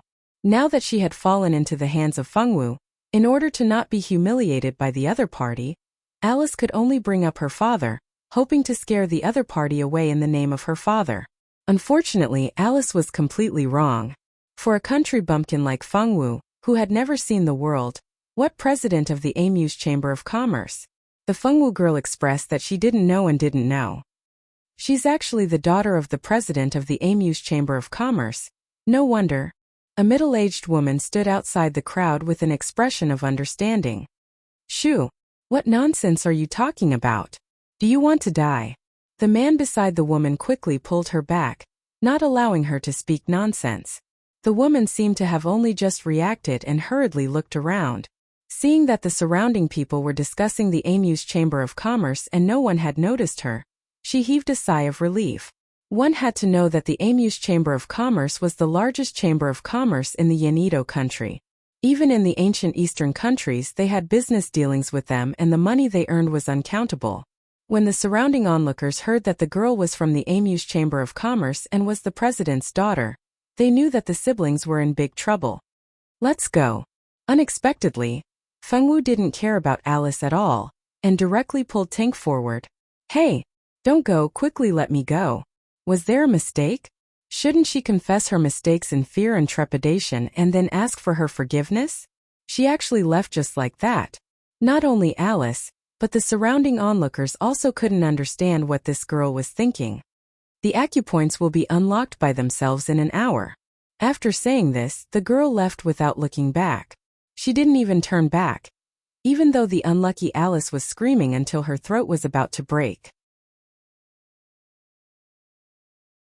Chapter 10. They inquired about the location of the carriage shop and followed the direction pointed out by the kind man. Soon they arrived at the carriage shop. The so-called flying beast carriage was a huge flying beast that served as a means of transportation. On the back of the flying beast there would be a house built. The house was divided into 2 floors, and each floor had 10 rooms. The rooms were divided into single rooms, double rooms, triple rooms, quadruple rooms, and large bunk beds. A bunk room could sleep about 10 people. 20 gold coins was just enough to buy a bunk room ticket. They bought 2 bunk room tickets. Fengwu carried Little Bun on her back and took Tank and Big Bun on the flying beast carriage. Wow, this flying beast is so big. It's even carrying a house on its back. Tank pointed at the huge flying beast standing on the open ground excitedly. He was very excited. When he was in the village, he had heard about this kind of flying beast carriage in the world. He also thought that he would be a great swordsman and travel to various countries in the world for adventures. Tank didn't expect that before he grew up, he would be sitting on a flying beast carriage. It was like a dream. Tank pinched his arm stupidly. The pain from his hand made him sure that he wasn't dreaming. He couldn't stop giggling. Those who are going to the central city, give me your number plates. Hurry up and get on the carriage. The staff of the carriage shop put down a ladder from the flying beast carriage and shouted. Fengwu and Tianku quickly climbed up the ladder. As soon as they reached the top, they saw the person who shouted just now standing in front of them. Both of you are going to the central city. Show me your number plates first. The staff appeared in front of them with a professional smile. We are going to the central city. These are our number plates. Fengwu handed over the 2 number plates that she had spent 40 gold coins on. The number plates were like the tickets in the future. One had to get on the carriage with the number plates. Without the number plates, one couldn't take the flying beast carriage. After checking the number plates, the staff made way for Fengwu and Tank to rest in their rooms. However, before they left, the staff kindly reminded Fengwu that there was no distinction between men and women in the bunk. If they had the money, it would be better to buy a double number plate. Fengwu thanked the kind staff and led Tank to the room she had booked. When the 2 of them entered the room, the 4 men who were chatting in the room all stopped talking and stared blankly at the 2 of them who shouldn't be in the room. Did they see wrongly? How could a girl be willing to live in such a large shared bed? Because there was no distinction between men and women, girls wouldn't buy this kind of number plate. Only mercenaries like them would stay in this kind of place. No girls would sleep in this kind of place. Did you go to the wrong room? A middle-aged man dressed like a mercenary asked with uncertainty. He smiled at Fengwu as he spoke. Although this man had a long scar on his face and his smile looked even scarier, he still tried to make himself look kind so that he wouldn't scare the little lowly. Stop smiling. You look even scarier when you smile. Don't scare these children. Another middle-aged mercenary who was about the same age as the man who spoke said with a smile. That's right. The last person agreed. We didn't go to the wrong room. Fengwu was very sure that the number plate she saw at the door was the number on her number plate. Afraid that these people wouldn't believe them, Fengwu specially showed her number plate to them. When Tank saw this, he also took out his number plate. He was afraid that these people wouldn't believe them and would chase them away. They took the number plates of the 2 little guys and looked at them. It was really this room. The 3 of them exchanged glances. Their eyes were filled with doubt. It really is this room. Little girl, you can sleep in the corner. Little brother will sleep next to you. It's more convenient this way. The one who spoke was the middle-aged man with a scar on his face. This arrangement was also kind. Not all men were as decent as the 3 of them. What if they met those with bad intentions? Yes, you 2 sleep in the corner. The 3 of us will lean against this little brother and sleep next to him. This way we can block the others. The middle-aged man who laughed at the scarred man immediately said. And this arrangement is good. The 3rd person nodded. Tank nodded, indicating that he agreed. These 3 people didn't seem to be bad people. It was best to let the idiot Fengwu sleep inside. Fengwu was a girl. How could she lean on those men to sleep? Fengwu also agreed. Although she didn't know these 3 people, Fengwu felt the goodwill from these 3 people. The people who bought the number plates came to this room one after another. Most of them were curious that a little loli would appear in this room. Some even deliberately looked for Fengwu and Tank to chat. Of course, there were also those with bad intentions. They wanted to choose a bed close to Fengwu and take advantage of her. However, the few spots next to Fengwu had already been occupied by Tank and the 3 middle-aged mercenaries. Those who wanted to do bad things couldn't find a good spot and couldn't think of any other way. Your name is Fengwu and your name is Tianku. Are you brother and sister? A curious person inquired about the names of the elder and the younger one, and asked his own question. No, we're friends. Fengwu shook her little head. This question wasn't important, so Fengwu didn't hide it and answered the other party. Then are you two going to the central city to register at the Notre Dame du Starlight? Another person asked. No, Tank's aunt lives in the central city. We're going to look for Tank's aunt together. Fengwu answered obediently. Just like that, Fengwu would answer all the questions that she felt were unimportant. For example, where they came from, who was in her family, and so on. Fengwu didn't answer. It wasn't that Fengwu felt that she couldn't answer these questions, but that she didn't know the answer herself. She didn't have the memories of the past Fengwu, so she couldn't answer these questions. It was because Fengwu was simply too obedient. She would obediently answer whatever he asked her. Although there was no smile on her face, she would always answer his questions seriously. When she pretended to be serious, she was so adorable. The group of men were almost melted by Fengwu's cuteness. They didn't notice that among them, there was a perverted gaze that was secretly sizing up Fengwu. He didn't miss a single inch of her from head to toe. Just as the crowd was chatting enthusiastically around Fengwu, the stench of feces suddenly wafted in the air. Who's taking a dump here? The crowd covered their noses and looked for the culprit. Yeah, it's too smelly. Damn, who's this? It's so disgusting. Wah! A baby's cry suddenly echoed in the room. Where did this baby come from? Someone started looking for the source of the cry. Did someone bring a baby in? Why didn't I notice? I didn't see it either. Ah, it's the baby who took a dump. Fengwu girl, who was slow to react, quickly put the baby down from her back. Chapter 11. One adult and one child worked together. But the sudden appearance of little Baozi caught everyone off guard. Of course, other than the 3 middle-aged mercenaries who first recognized Fengwu, the 3 of them all noticed that little Baozi was carrying little Baozi on her back. The others came later, and because of the angle, they didn't notice Fengwu's back. Is this child your little brother? Someone couldn't help but ask. Fengwu handed the diaper to Tank and didn't bother with it. After all, Tank was better at changing the diaper than she was. No, it's my son. Fengwu answered seriously.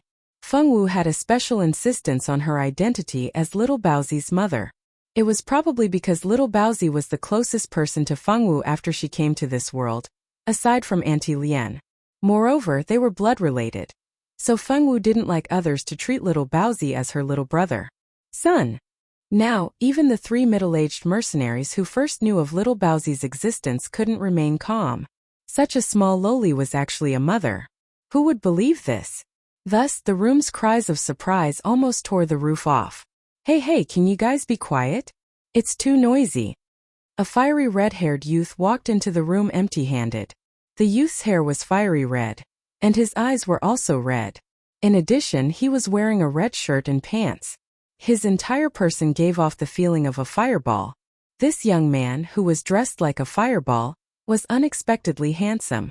His skin was fair, his height was about 1.7 meters, and his facial features were very delicate. In short, this was a beautiful youth. Who are you? Everyone was angry. Who was this kid? Didn't he know that it was impolite to casually barge into other people's rooms? Of course I'm a guest of this room. Who else do you think I am? He casually looked around the room. Ajur wrinkled his delicate eyebrows. He really didn't like the smell in the room. These people couldn't be defecating in the room, right? How unruly. Ajur casually glanced at the people in the room. A girl with black hair and black eyes, as cute as a doll, entered his sight. This girl was very cute.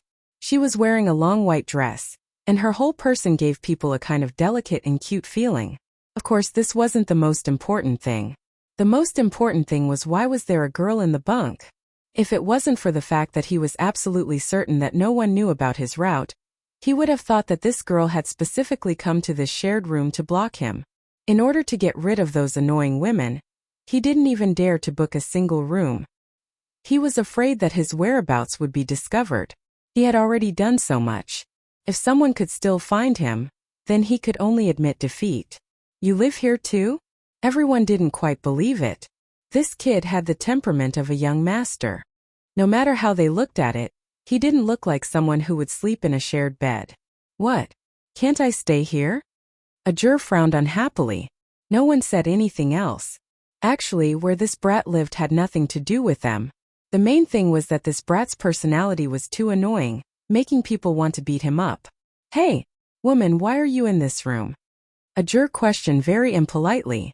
It didn't matter if this fellow was one of those women who wanted to attract his attention. As long as it was a woman, he would hate it. In short, he hated female creatures. They were the most troublesome creatures in the world. Fengwu took out her number plate and directly placed it in the palm of her hand for the other party to see. Fengwu thought that the other party misunderstood that she had walked into the wrong room, so she obediently showed her number plate to the other party. Ajur saw the other party's actions and became angry. What was the meaning of this fellow? He didn't even know how to reply to a question. You don't know how to speak, do you? I asked you to answer me. Why did you show me your number plate? Fengwu raised her head in confusion. She thought that the other party would understand. Just now, when those uncles saw her number plate, they all understood. This person was really stupid. He couldn't even understand such a simple thing. What kind of look is that? He didn't see wrongly, right? This woman was treating him as an idiot. This made Ajur very angry. He didn't see the other party chanting, but a fireball flew towards Fengwu. Ajur had never been the kind of person who believed that he wouldn't hit a woman. His creed was that he would teach anyone who recognized him a lesson, regardless of gender. Now, Fengwu's gaze made Ajur think that she was provoking him. Although he couldn't kill her like this, he still had to teach her a lesson. The fireball's speed was very fast. It was about to hit Fengwu's body. Because Ajur's actions were too fast, it was too late for the others to save her. They could only watch as such a beautiful girl was miserably kissed by the fireball. Just when everyone thought that Fengwu girl was doomed, a short sword appeared in Fengwu's hand unexpectedly. The short sword was unsheathed and slashed towards the center of the fireball. The fireball actually dissipated in the air just like that. All of this happened in just a few seconds. The two of them, who were about the same age, were actually hidden experts. No one would have thought that such a cute girl would actually have such fighting strength. She was able to extinguish the fireball with a single slash. Bad guy. You actually bullied Xiao Wu. After putting Little Bun on the bed, Tank rushed towards Ajur. Although he knew that he couldn't beat the other party dared to make a move on Fengwu. This made Tank feel that the other party was a big bad guy, unforgivable. Moreover, Fengwu was so silly, he must protect Fengwu. Tank was only a child, so Ajur didn't bicker with the child. When Tank rushed over, he only felt that he hit a layer of something soft and was stopped a meter away from the person. Not bad, you're quite strong. With this kind of strength, do you want to take the entrance exam to Notre Dame du Starlight? Ajur stroked his smooth chin, a trace of interest in the girl in front of him. As for Tank, who kept trying to attack him, Ajur expressed that he didn't have the time to deal with such a small thing. Tank rushed a few times, but was unable to break through the other party's defense. In the end, he could only glare hatefully at the other party and return to Fengwu's side. No, we're going to find someone. Tank's aunt was there. You're not going to take the entrance exam to Notre Dame du Starlight? With your strength, you should be able to pass. He thought that the other party was a new student like him. He didn't expect this guy to not plan on taking the entrance exam. Wasn't this a waste of his strength? Why are we going to Notre Dame du Starlight? Along the way, Fengwu had heard the name Notre Dame du Starlight more than once. However, she had no idea what Notre Dame du Starlight did.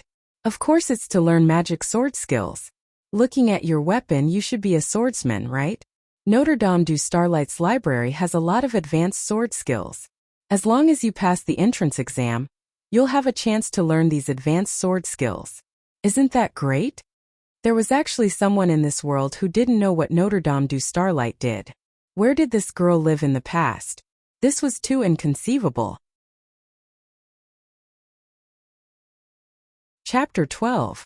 The surrounding uncles felt that this scene was very mysterious.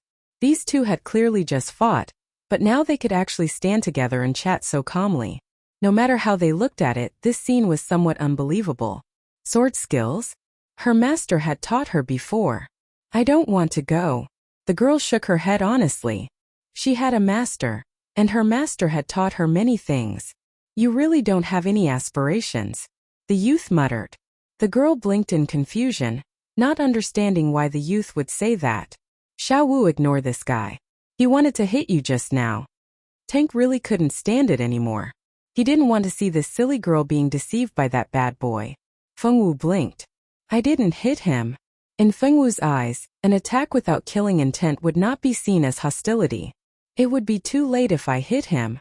Tank rolled his eyes. Save me, can this girl not be so honest? At this time, a staff member came in and told everyone that the flying beast car was about to take off. Please stand properly and don't fall. Everyone returned to their seats and sat down. Feng Wu hugged Little Bun and pulled Tank to sit in their own little corner. The flying beast cars now were not like the airplanes on Earth that could be fastened with seatbelts. When taking off, if one couldn't maintain their balance, they would fall.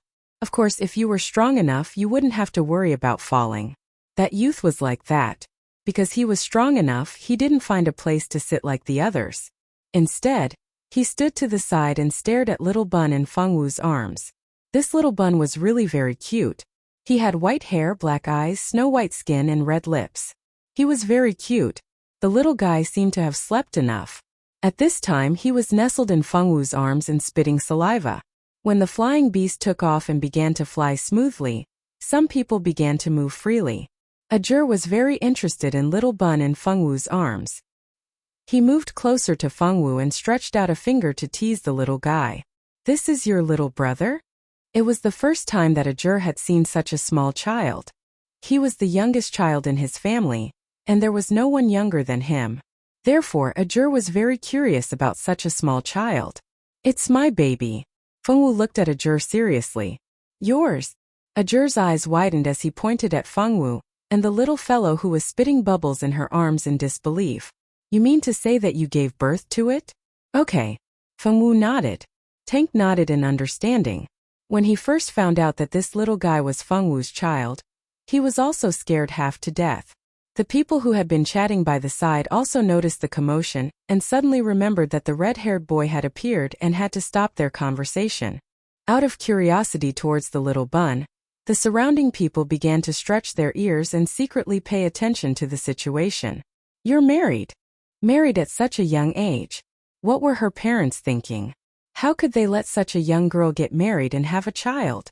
Ajur blamed Feng Wu's parents, whom he had never met before. It wasn't that he had any special thoughts about the Feng Wu girl, but he felt that Feng Wu wasn't like the other girls he knew who wanted to cling on to him the moment they met. Moreover, her personality was quite to his taste. Because of the above reasons, Ajur had some thoughts about Feng Wu's parents' irresponsibility. No. Feng Wu shook her little head. Then, Ajur wanted to ask again, but he noticed that there were so many people straining their ears to listen, so he suddenly closed his mouth and didn't say anything. After all, this was someone else's private matter. If Feng Wu wasn't married, then this child's birth was very problematic. It didn't matter if Feng Wu had been abandoned or if she had met with some misfortune. It wasn't appropriate to talk about it in front of so many people. It's okay. Are you hungry? I'll treat you to a drumstick. After saying that, a large roasted drumstick appeared in Ajur's hand.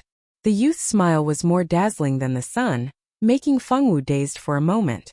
This person was like the sun. Feng Wu sniffed cutely. Thank you. After thanking him, she took the drumstick. Tank watched from the side and drooled. This drumstick seemed very delicious. Although he wanted to eat it, the sensible Tank didn't ask Ajur for a drumstick. This child was still holding a grudge against him for attacking Fengwu.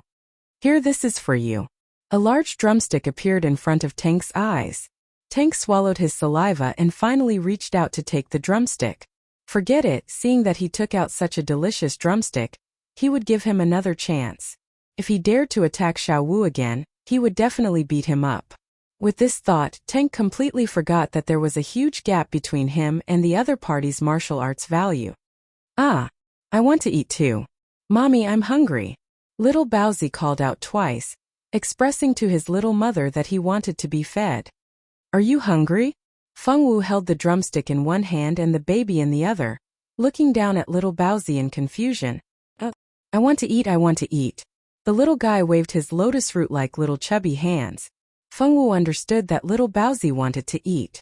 Looking at the drumstick in her hand and then looking at the drumstick in Tank's hand, Fengwu decisively turned her head to Ajur.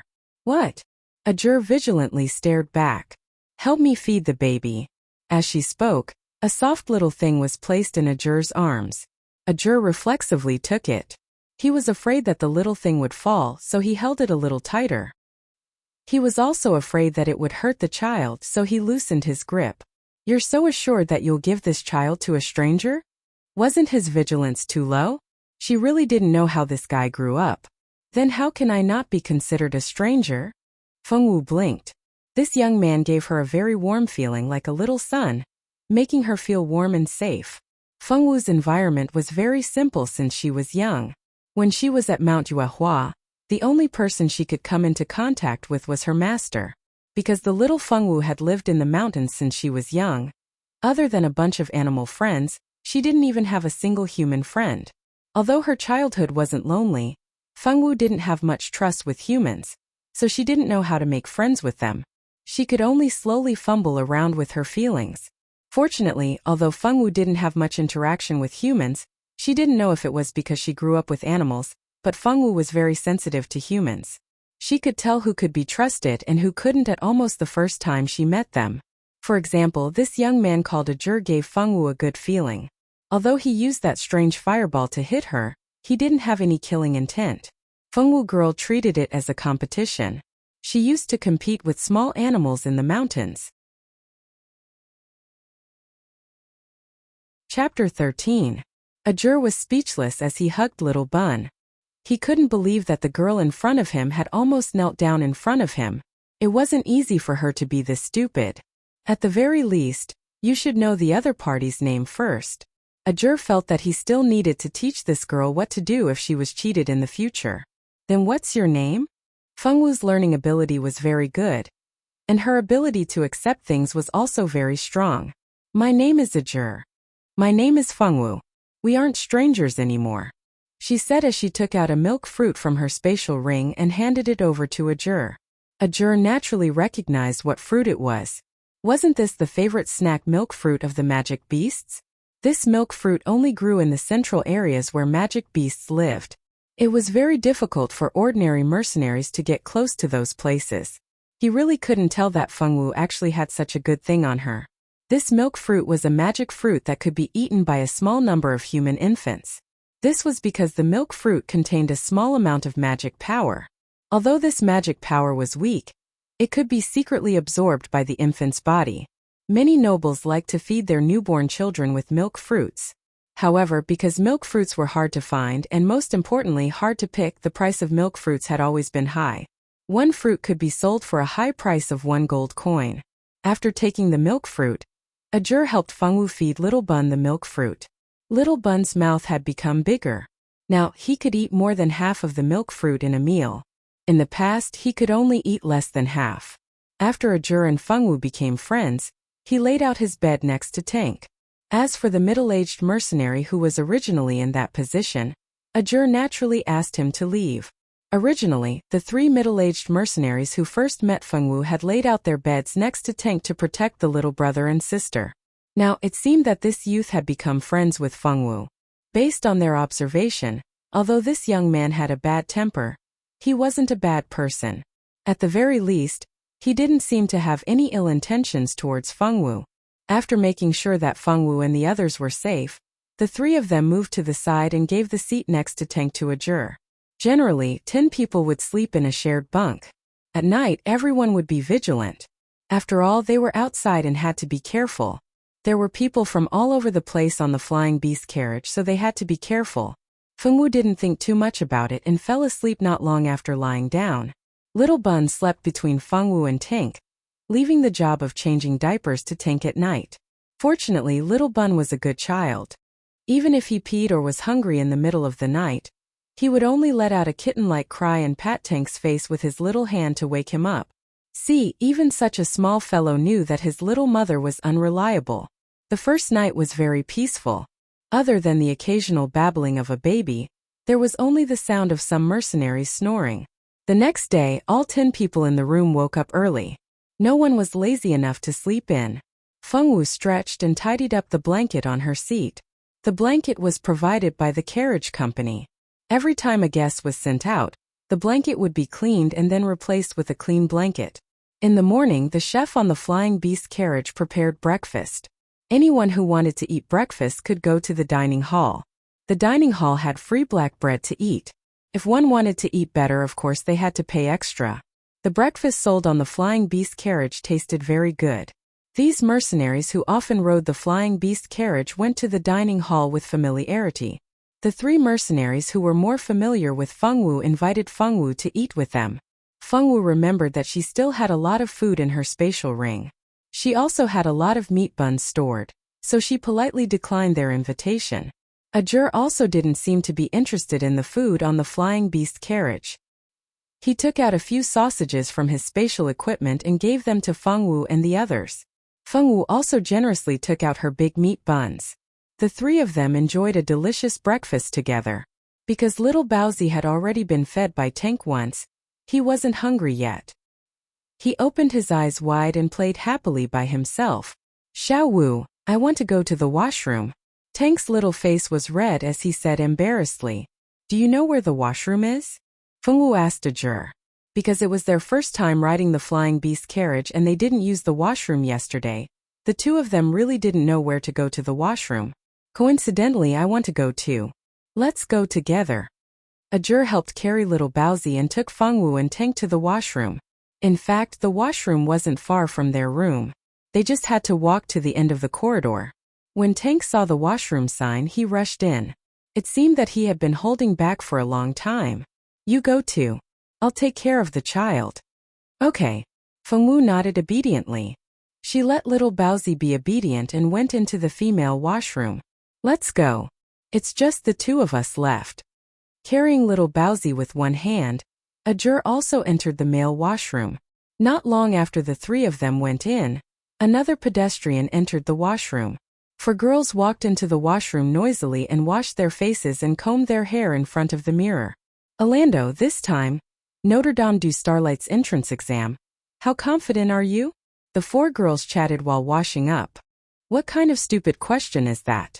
Orlando is our school's top student. Her magic talent has reached the 7th level. Instead of worrying about Orlando, you should worry about yourself. A girl rolled her eyes. What do you mean? I'm just worried. I heard that Roland Academy's Lan Mo will also participate in this entrance exam. Aren't you worried? Roland Academy and White Star Academy had always been at odds. Orlando and Lan Mo were recognized as the goddesses of the 2 academies. There were countless pursuers in the academy. As goddess-level beauties, the 2 beauties' family backgrounds were also similar. Naturally, they became the targets of comparison. Both of them had a temperament that refused to admit defeat. Several confrontations were evenly matched, and no one could take advantage of the other.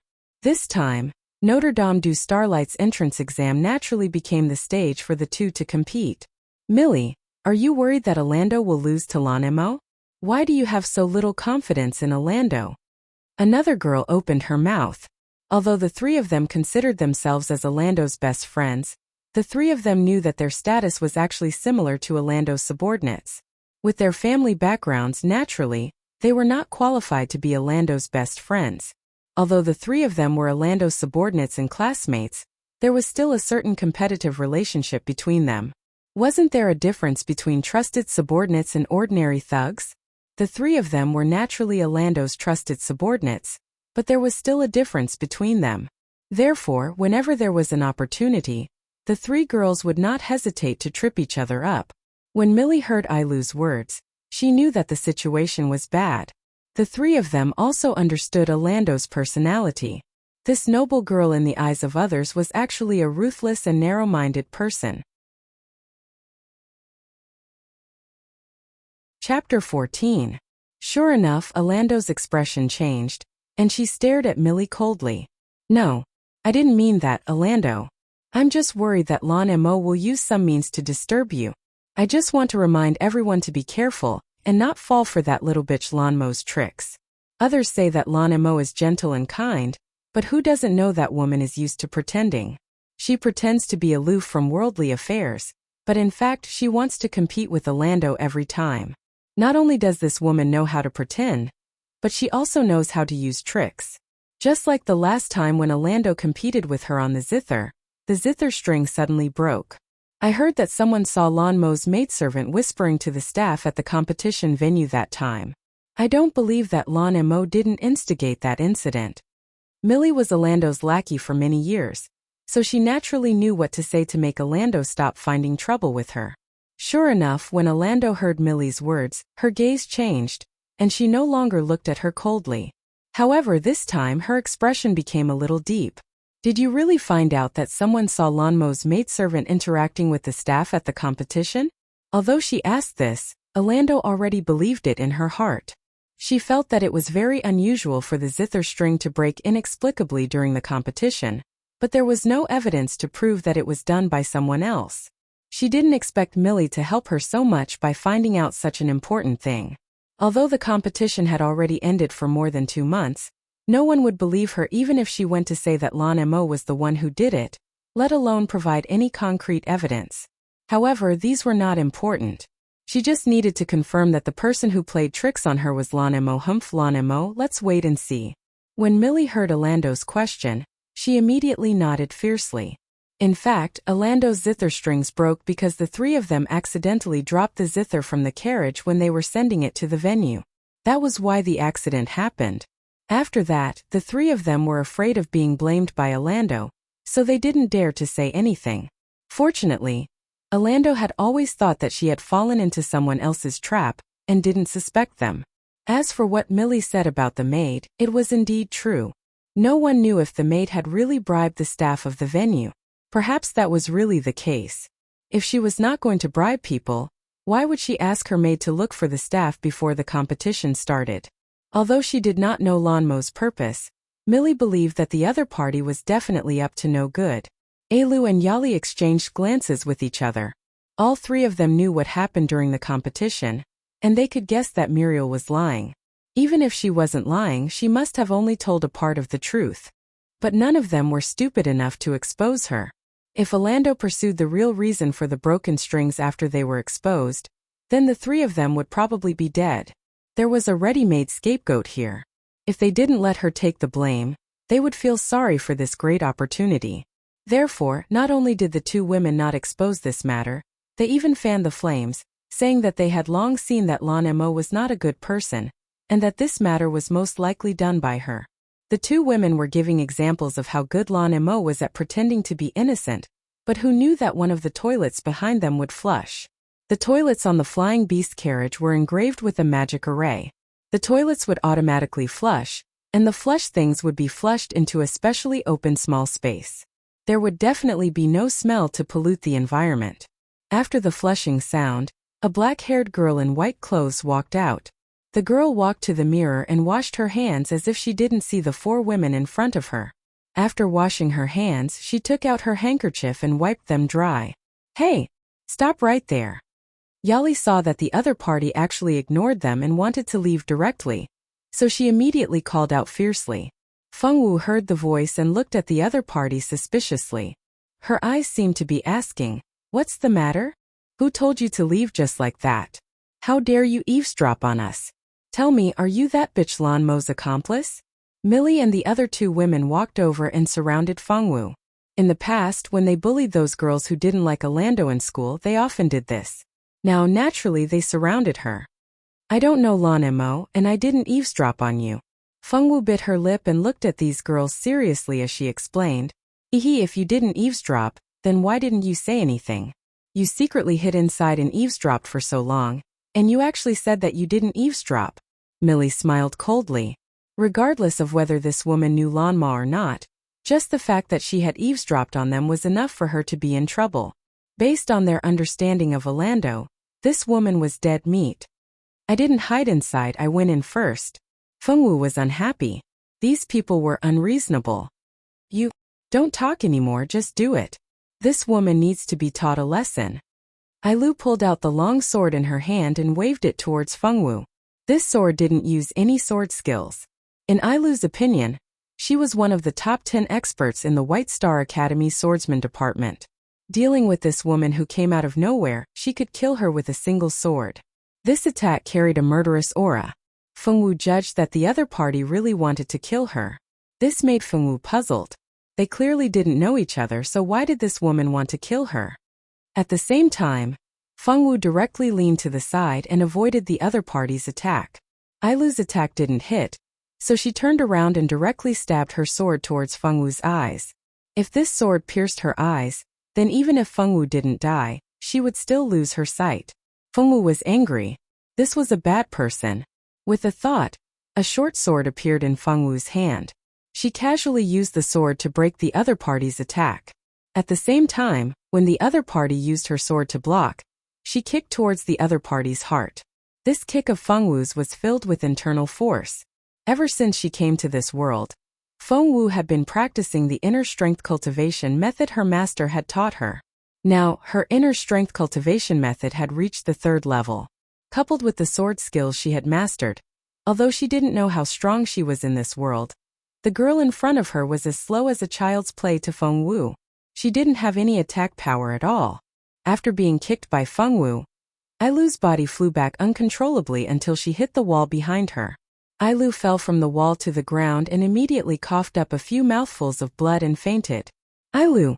Muriel and Yali screamed, and then rushed to the place where Ailu fainted. Miss, you are too ruthless. Orlando, who had been silent until now, had no choice but to speak. Hitting her people was equivalent to hitting her face. If you want to hit a dog, you have to look at its master. If you dare to hit her, then this woman should be prepared to pay the price. She wants to kill me. Fengwu calmly looked at the other party. For people who want to kill her, Fengwu has never been lenient.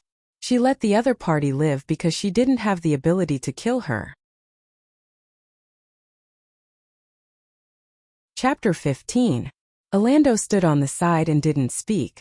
She thought that such a small character could be dealt with by Ailu and the other two, but she didn't expect the other party's fighting strength to be beyond her imagination. Although Fengwu's fighting strength exceeded Orlando's expectations, she still didn't think that such a little girl could be her opponent.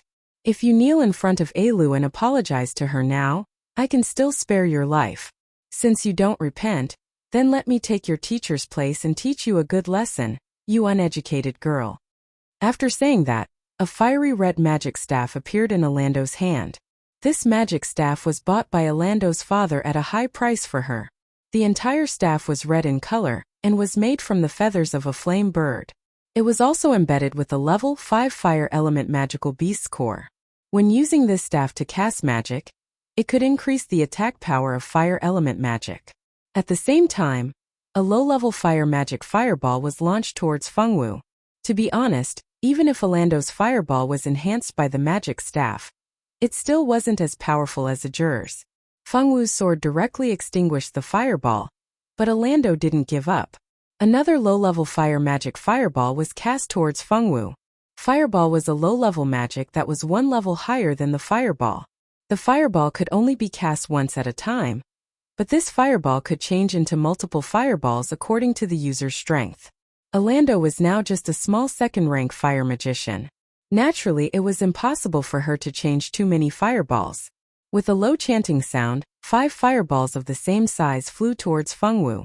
As early as when Orlando made her move, Millie and Yali took Ailu and hid to the side. The 3 of them didn't know Orlando's fighting style very well. When Orlando started fighting, it was completely indiscriminate. They didn't want to get hurt in the hands of their own people. 5 fireballs flew straight towards Fengwu. This time she's dead, Millie and Yali thought excitedly. Even Orlando was confident that Fengwu would not be able to dodge her fireball attack. No matter how good her swordsmanship was, she did not believe that Fengwu would be able to extinguish 5 fireballs in one strike. However, Fengwu was destined to disappoint them. Fengwu poured her internal energy into the short sword and waved it at the 5 flame bullets. This sword contained the internal energy that Fengwu had cultivated. The vigorous internal energy struck the 5 flame bullets, causing them to have no choice but to change their direction and return to Orlando's side. Orlando was indeed a second-ranked magician. The moment Fengwu counterattacked, she saw the flame bullet flying towards her and instinctively opened her magic shield. Magic shield was one of the most basic defensive spells. Anyone with mana could use it. When mages were in danger, they would open their magic shields to protect themselves. At the moment when the magic shield was opened, the 5 flame bullets all fell on Orlando's magic shield. Although the 5 flame bullets were blocked, the magic shield that Orlando condensed with her mana also shattered and disappeared. Fengwu took advantage of the victory to pursue and attack. When the other side was relieved because of blocking the flame bullets, she stepped on expeditious steps and appeared in front of Orlando like lightning. Although mages' long-range attacks were powerful, due to their weak bodies, as long as they were close in, they would have no way to deal with them. After being approached by Fengwu, even if Orlando usually pretended to be calm, she couldn't help but panic. She wanted to dodge, but with her physique, how could she avoid Fengwu's attack? Orlando saw Fengwu's palm hit her chest. Fengwu didn't use too much internal energy. Although it would hurt her, it wouldn't kill her. Orlando spat out a mouthful of blood, and her whole body flew backward. After Elu, she became the second person to be hit on the wall. You wait for me, or White Star Academy will not let you go. Orlando's eyes were filled with resentment, as she looked at Fengwu as if she was looking at her father's murderer. This was the most embarrassing moment in Orlando's life. She had never been defeated so miserably, and the shame she suffered now was brought to her by the woman in front of her. She, Orlando, swore that one day, she would tear this woman into pieces. No matter how crazy and resentful Orlando was in her heart, she couldn't do anything to Fengwu. Orlando. Seeing Orlando injured, Muriel and Yali immediately left the unconscious Elu and ran to Orlando's side. The two of them worriedly checked Orlando's injuries, but they didn't dare to rush up to her. Now that even Orlando, who was the strongest among them, had been defeated with their skills, wouldn't they just be sending themselves to their deaths? Orlando didn't expect these two guys to help her, and slowly stood up with the help of the two people. Fengwu didn't quite understand why she had so much to say when she had lost. A loss was a loss, wasn't it? When she was on Mount Yuehua, she would obediently admit defeat when she competed with her master and the beasts in the mountain. Then she would find out her own shortcomings and slowly make herself stronger. The people here were really not straightforward. In the end, Fengwu girl came to such a conclusion. She didn't look at the person who was looking for trouble with her, washed her small hands, and then walked out of the toilet. Outside the toilet, Ajur and Tank had been waiting for a while. Why are you so slow? Tank pursed his small mouth and said unhappily, there was someone inside who wanted to fight with me, so I came out a little late. Yes, in Fengwu's view, what they did just now was not a fight, but a fair fight. Fight? In the toilet? Ajur raised an eyebrow. She nodded seriously. Is the person inside okay? Tank still knew Fengwu well. Just now, there must have been a blind person who wanted to bully Fengwu, but the result was Fengwu dealt with him. For the people who provoked Fengwu, Tank could only say in his heart, have a good trip. He had seen with his own eyes how Fengwu mixed with the wind and water in the magical Beast Mountain range. Still alive. Ajur's mouth twitched. The amount of information in this sentence was a bit too much. Let him think carefully. Standing not far from Ajur and the others, the boys wearing the white uniform heard Fengwu's words and immediately had a bad premonition. Sure enough, not long after, the premonition came true. Millie and Yali, both of them supported Elu out of the girls' toilet, followed by Orlando, whose face was as pale as paper, with blood on the corner of her mouth. Seniors, quickly stop this woman. This woman was found eavesdropping on us in the toilet. Not only did she not admit her mistake, but also injured Orlando and Elu. Quickly arrest her. When Millie saw the upperclassmen waiting outside, She was certain that the woman was dead for sure. The 4 men who were called seniors by Millie were also students of White Star Academy. This time, Notre Dame du Starlight enrollment. Many academies sent outstanding students to participate in the entrance exam. Chapter 16. These 4 men were actually 1 year older than Orlando's group of 4, so Orlando and the others all addressed them as seniors. Among the 4 men, 2 of them obviously had a good impression of Orlando. After hearing Millie's words, they immediately looked at Fengwu with sharp eyes. Where did this woman come from? She actually dared to hurt their White Star Academy's goddess. She really didn't want to live anymore. Noticing the change in the eyes of the 2 men, Orlando, who had been walking behind Millie's group, chuckled. She wanted to see how that woman could escape. Not all of the male students of White Star Academy were under Orlando's skirt. Fortunately, 2 of the men who looked quite steady exchanged glances with each other, and did not directly fight with Fengwu as Millie had hoped. Don't get too excited, let's first clarify the matter. The boy who spoke was handsome, about 14 or 15 years old, but he had a leader's temperament. At first glance, one could tell that he was the leader of their group. Roger, what else is there to say? Isn't it obvious? Look at how this woman beat up Orlando and Alu. No matter what the reason is, she shouldn't be so ruthless. This guy who was so agitated that he was spitting saliva everywhere was one of the 2 boys who liked Orlando. That's right, Orlando and Orlando are members of our White Star Academy. At this time we should stand together and not let anyone look down on our White Star Academy. The other boy was smarter than the previous one. He had a better understanding of Roger's character. Roger was not the kind of person who would help others because of a personal fight.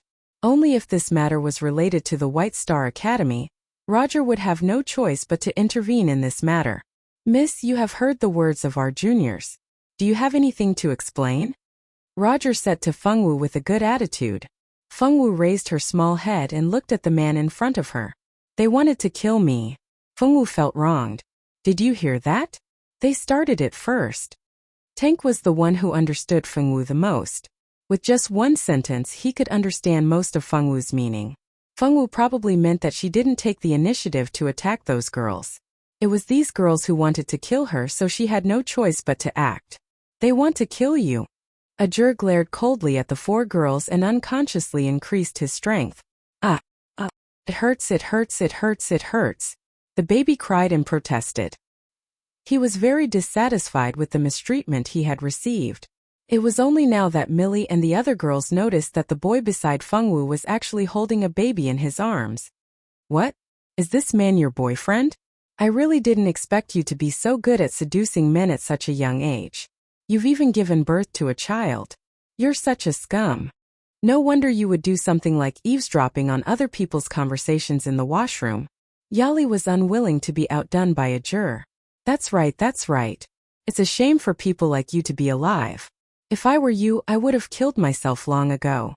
It wasn't easy to find an excuse to attack Fengwu. How could Millie be willing to let Yali steal the limelight? Now was a good opportunity to increase Orlando's favorability. Haha, these idiotic women are really disgusting. Ajur was burning with anger. The originally fiery red hair on his head seemed to be emitting a scorching aura.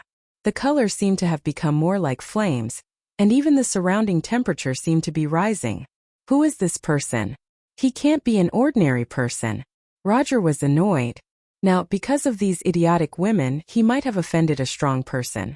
This young man could make the surrounding temperature rise with him. It was as if there were flames dancing on his hair. What kind of magic talent did he have to be able to do this? At the same time, Orlando also felt uneasy. These 2 idiots, it was fine as long as they targeted that woman. Why did they have to drag this unknown strong person into this? I'm sorry. I'll apologize to you on behalf of them. Before she could say the word apologize, a big burning hand had already grabbed Orlando's neck. Orlando originally planned to pull the other party to her side with the posture of a weak and beautiful girl. But she didn't expect that the other party would actually make a move like this. He didn't even give her a chance to finish her words. Orlando was lifted off the ground by Ajur with one hand, and the little bun in Ajur's arms suddenly stopped crying. It wasn't that he was scared or scalded, but the scene that he saw now made him feel very strange. Save me. Because her throat was choked, she couldn't even speak coherently. Help! I can't breathe. Save me. For the first time, Orlando felt that she was so close to death. Let go of Orlando. Millie and Yali didn't even know how the other party bypassed them and ran to Orlando. In order to save Orlando, the two of them had no choice but to throw the unconscious Alu on the ground and raise their swords to attack Ajur. Ajur was holding the little bun in one hand and Orlando in the other. He really didn't have a third hand to repel these two women. If he wanted to repel Millie and Yali, he could only let go of Orlando. But Ajur didn't let go of Orlando like everyone thought, and of course he couldn't let go of Fengwu's little bun. When Millie and Yali raised their swords to attack him, a magic shield appeared around Ajur. The attacks of the two women couldn't break through Ajur's defense. However, Ajur's magic shield was very unusual. The magic shield had a strong fire magic power. And this power was so strong that it made the people of White Star Academy almost drop their eyeballs to the ground. In addition to protecting its owner, Ajur, the magic shield also took the initiative to attack the people under the magic shield. When the two of them couldn't break through the magic shield with their swords, two fireballs came out from the magic shield and directly attacked the two girls. The two girls were hit by the fireball and screamed. One of them had her face and head burned by the fire, and all the hair on her head was gone. The other was hit in the chest, and the clothes on her chest were burned, and the skin on her chest was burned black. As for Ajur, he still didn't let go of Orlando, as if the miserable state of these two girls had nothing to do with him. Seeing that Orlando was almost out of breath, the other boys reacted. Although the two pursuers of Orlando were afraid of Ajur's strength, but in order to save their beloved goddess, even if there was a monster in front of them, they still had to rush forward. Roger and the other man didn't immediately make their move. They were still observing the strange boy in front of them. Looking at his age, he was only 14 or 15 years old. At this age he couldn't be a nobody. Why couldn't he remember where he had heard of this boy? This boy was like a human-shaped flame from head to toe. He was exuding a terrifying and astonishing temperature. Now the whole corridor was astonishingly hot. It was as if they were in a desert. Chapter 17. While Roger was guessing Ajur's identity, the two pursuers of Orlando had already rushed to the front of Ajur. Let go of Orlando. As a man, you actually hit a woman. Do you have no shame? A man raised his sword and shouted, "Let go of Orlando or don't blame us for being rude." Another man raised his magic staff and shouted. If the hands and feet of these two people were not fighting so fiercely, their words might be more convincing. Little Bun was held in Ajur's arms, his eyes wide open. What are these people doing? It's so fun. Guests, please stop. Fighting is prohibited on the Flying Beast carriage. Please abide by the rules of our carriage shop. When Fengwu and the others got on the carriage, the man in charge of checking the number plate appeared at the other end of the corridor. In addition, there were also many people who noticed the strong magic fluctuations here and rushed over. The staff of the carriage shop didn't know what kind of strength he had, but he directly turned a blind eye to Ajur's appearance and the abnormal temperature around him. His tone was very gentle. "Sorry, we were rude. I will restrain our people." Roger stepped forward and said politely. At the same time, he also expressed that he could only restrain the people on his side. As for the other side, he didn't have the ability to command them. Ajur frowned and seemed to be thinking about whether to give the other party face or not. Later he remembered that he was hiding his identity now, so it was better not to go too far. Thinking so, Ajur directly swung his hand and threw Orlando to the wall with a loud bang, making the people who heard it feel a toothache. Orlando, who was originally injured by Fengwu, vomited a few more mouthfuls of blood and completely fell into a coma. Orlando! The two infatuated men angrily glared at Ajur, and immediately ran over to check her injuries. As for Orlando, Millie, and Yali, who were also lying on the ground, no one had time to care about them. "I'm sorry, my hand slipped." This apology was too insincere, but at least he knew how to cover it up. He didn't even give the people from the car dealership an explanation after the fight. They didn't know who this young man was, but they instinctively felt that he wasn't simple. As long as he didn't die, he would become a divine transcendence expert in the future. The staff of the garage naturally wouldn't make things difficult for such a future powerhouse. Since he said it was a slip of the hand, then it was a slip of the hand. Dear guests, if you have any personal grudges to settle, please find a place to settle them after alighting from the carriage. Fighting is prohibited on the flying beast carriage. Please don't do it again. After saying that, the staff member turned around and left. Ajur shrugged fearlessly and returned to Fengwu's side with Little Bun in his arms. Tank gave Ajur a thumbs up. You're awesome. Ajur naturally accepted Tank's praise and stuffed Little Bun back into Fengwu's arms. Little Baozi suddenly returned to a familiar soft and fragrant bosom. He happily spat out bubbles and babbled about the fun things he had just encountered. It was a pity that no one here understood baby language, so they couldn't understand what the little bun was saying. Fengwu took her baby and kissed his face in a good mood. Thank you. Fengwu knew that Ajur fought because of her, so she obediently thanked him. You're welcome. Anyway, I like those women very much. It was the first time in his life that a woman dared to be so rude in front of him. If the people from the car dealership didn't appear early, it wouldn't be bad to kill that woman. Fengwu nodded and didn't say anything else. Roger and the others supported the 4 injured girls and left. Orlando's 2 suitors didn't care about the other 3 girls on the ground, and just supported Orlando to leave. Roger and the other guy had no choice but to leave with the 3 girls. They didn't even have the chance to say goodbye to Ajur and the others. Roger still had the intention of befriending this mysterious powerhouse. After all, he wasn't the one who had a feud with them. But in this situation it wasn't a good time to befriend him. It seemed that he could only wait until they entered the Notre Dame du Starlight to find another opportunity. White Star's group of 8 left in such a sorry state. Fengwu and the other 2, along with little Munchkin, chatted and laughed as they returned to their room. The rest of the journey was relatively peaceful. As Orlando and the others were heavily injured, none of them were light or wood magicians, so they could only use some medicine for external injuries and internal injuries. If they wanted to be treated, they would have to find a local priest to treat them when they reached the central city. Without Orlando and the others making things difficult for them, Fengwu and the others spent more than 10 days in the flying beast carriage. After a period of long-distance flight, Fengwu arrived at the central city. According to legend, the central city was a city blessed by God. There were many miracles in the central city waiting for people to explore. Many guilds chose to build their headquarters in this place, such as the Adventurers Guild, Magicians Guild, Potioneers Guild, Mercenaries Guild, and Swordmasters Guild. These guilds that had great influence in the world were not allowed to join any country and become part of that country's combat power. In order to show their neutrality, these guilds chose to build their headquarters in the central city, while other countries built their own branches. After alighting from the flying beast carriage, they bid farewell to the mercenaries and adventurers who had lived with them for more than 10 days. Tank's aunt was called Tianyu. According to Tank, his aunt worked in the canteen of the Notre Dame du Starlight. His uncle was the head chef in the kitchen and had extraordinary culinary skills. The Notre Dame du Starlight would only start enrolling students 3 days later. The Notre Dame du Starlight was the largest dual cultivation college in the continent. Moreover, it was built by the Holy Cathedral, so its enrollment was very strict.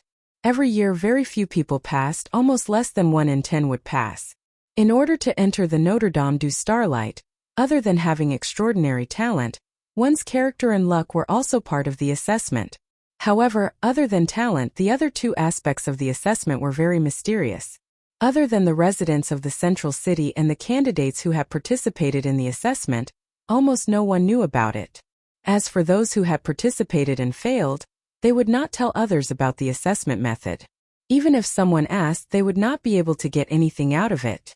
Because no one had revealed the assessment method, candidates who wanted to participate in the entrance examination were very curious about the other 2 aspects of the assessment. The Notre Dame du Starlight was very easy to find. Apart from the tallest and largest building in the city, the Notre Dame du Starlight was the second most magnificent building. Just the iconic tall bell tower of the Holy Cathedral was enough to attract people's attention. Chapter 18. As long as they walked towards the clock tower, they would definitely be able to find the Notre Dame du Starlight. The 3 middle-aged mercenaries who first expressed their goodwill to Fengwu and Tank on the flying beast carriage told Fengwu, and the others where the Notre Dame du Starlight was. After learning that they were going to the Notre Dame du Starlight, they would be able to find the Notre Dame du Starlight by following the clock tower. This method was taught to them by the 3 middle-aged mercenaries. Ajur had been following Fengwu and Tank ever since he got off the flying beast carriage. After knowing that the two of them were also going to the Notre Dame du Starlight, it was even more impossible for him to leave. Fengwu, are you really not going to participate in the Notre Dame du Starlight's entrance exam? The Notre Dame du Starlight only recruits students once every 3 years. There are many profound sword skills in there, and I heard that there are even saint-level sword skills. Are you sure you don't want to try? Ajur felt that Fengwu was a very interesting girl. It would be great if they could become classmates in the future. Fengwu bit her lips and hugged little Bun without saying a word. She only looked at the tall clock tower in the distance and kept walking forward. You really don't want to go? The fire food at the Notre Dame du Starlight is not bad. The chefs there are all first-rate. The student cafeteria has many specialties from various countries. If you go to the Notre Dame du Starlight, you won't have to worry about food until you graduate. After interacting with the Fengwu girl for a short period of 10 days, Ajur already understood the nature of this girl's gluttony. As expected, Fengwu's eyes lit up like the stars in the sky when she heard that there was good food. Good food? Really? Really? There are so many good food. You can eat as much as you want if you have the money. As long as you can become the first seat of your grade, you won't even have to pay for the food in the cafeteria as long as you don't get pulled down from your position. The Notre Dame du Starlight gave preferential treatment to the ducks. Not only would they receive a scholarship, but they would also be able to cover the cafeteria's meal expenses. I'll go to Notre Dame du Starlight. Fengwu narrowed her big eyes in satisfaction. She was very happy. Tank sighed. Fengwu was really too easy to kidnap. She would go wherever there was good food. What if she was sold? Ajur also felt a sense of accomplishment. As long as Fengwu was willing to go, he wouldn't have to worry about no one playing with him in school. Fearing that Fengwu would go back on her word, Ajur kept telling Fengwu about the preferential treatment that the Notre Dame du Starlight gave to the year's top student along the way. He also told her that the poor families could enjoy some free meals at the restaurant every day. Of course, those meals were just set meals. Every meal was more or less the same, so it was impossible to prepare a meal that was too good. Although the dishes were ordinary, they were enough to fill one's stomach. Fengwu wasn't immune to the money. Ever since Ajur told her about the preferential treatment for poor students, Fengwu began to inquire about what was considered a poor student and how to apply for the free meals. What's there to apply for? If you don't have money, follow me. I'll treat you to the free meals. Ajur patted his chest generously. Was Fengwu's family that poor? Ajur didn't inquire about Fengwu's background. Naturally, he didn't know about her family's situation. No, I want to apply for the free meals. You're not my brother. You're my friend. Fengwu insisted that she only wanted the free meals. Her last sentence successfully made Ajur speechless. This girl didn't know that the brother that Ajur was talking about was worlds apart from the brother that she had in mind. Alright, apply then. As long as you get into the Notre Dame du Starlight, I'll help you apply. That should be fine, right? Also, brother is just a title. Can we not take it so seriously? You can just treat it as a joke. Ajur said helplessly. This was the first time he saw a girl who was so serious about this kind of thing. Was it wrong to be his sister? One had to know that in his country, there were many girls who wanted to be his sister but didn't have the chance. Joke? What's a joke? This girl grew up in a very simple environment. In the past, the person she interacted with the most was her master. However, her master's temperament was very indifferent. He wasn't the kind of person who would casually joke around. Therefore, Fengwu had never known that there was such a thing as a joke in this world. Ajur and Tank both wanted to vomit blood. Girl, which deep mountain forest did you grow up in? The so-called joke, you can treat it as a joke. Just a joke. It's not serious. Just take it as a joke. Don't take it to heart. Ajur thought for a while and explained to the innocent girl. Fengwu nodded obediently. There was no need to take a joke seriously, so it was just a joke that wasn't important. If Ajur knew that Fengwu understood him in this way, he would probably vomit blood again. The three of them talked as they walked.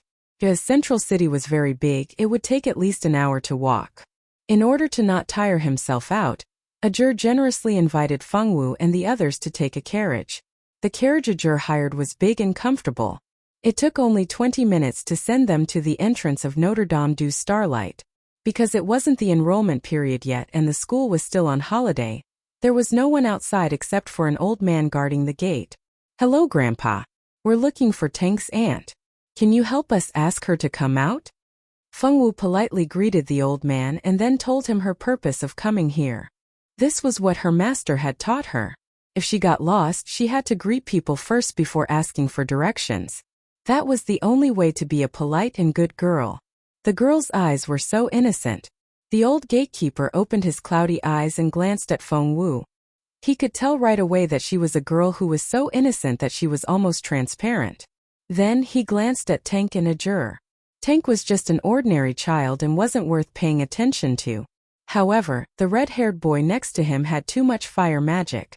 Even if the boy didn't deliberately use his magic, he could still feel the power that made people tremble.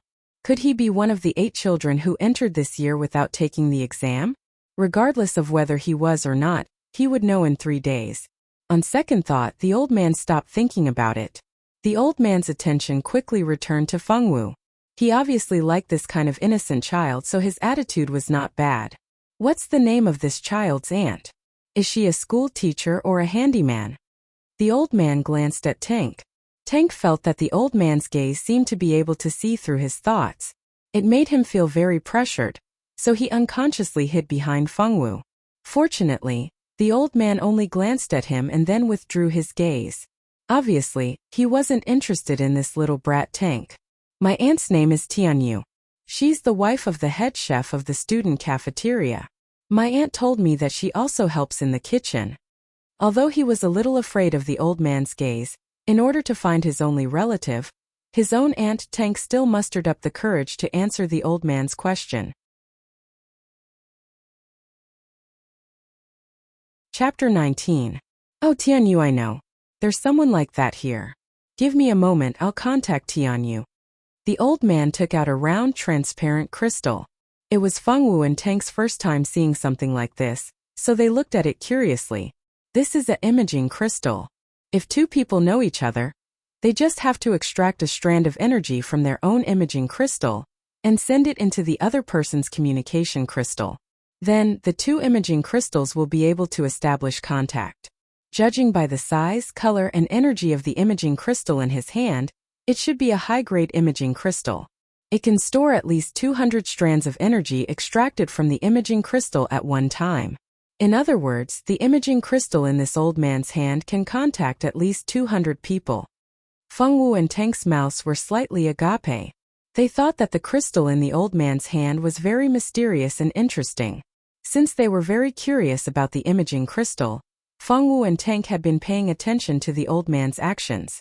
Suddenly, a slender figure in white appeared on the crystal. Tank recognized her immediately and cried out in surprise, "Auntie!" However, the figure did not seem to hear anything. She only exchanged a few words with the old man. Then the figure in the crystal became very excited. Not long after, the figure on the crystal disappeared. "Why can't we hear anything, Brother Ajur?" Tank scratched the hair on his little head curiously. This crystal obviously has 3 modes. The first mode is that only the owner of the crystal can hear and see the image. The second mode is that other people can see the image but not hear the sound. The last mode is that other people can see and hear. Which mode is activated depends on the owner of the crystal. It was obvious that the old man only let them see the image on purpose. He did not want them to hear the conversation between him and Tianyu. "Tianyu will be out soon. Wait for a while." After saying that, he closed his eyes and went to sleep, ignoring them. 15 minutes later, a slender white figure ran quickly to the entrance of Notre Dame du Starlight. When she saw Tank outside the door, she ran over excitedly and hugged him. "Tank, why are you here to look for Auntie? Did something happen at home?" Tianyu knew that Tank was a sensible child. He would not come to her for no reason.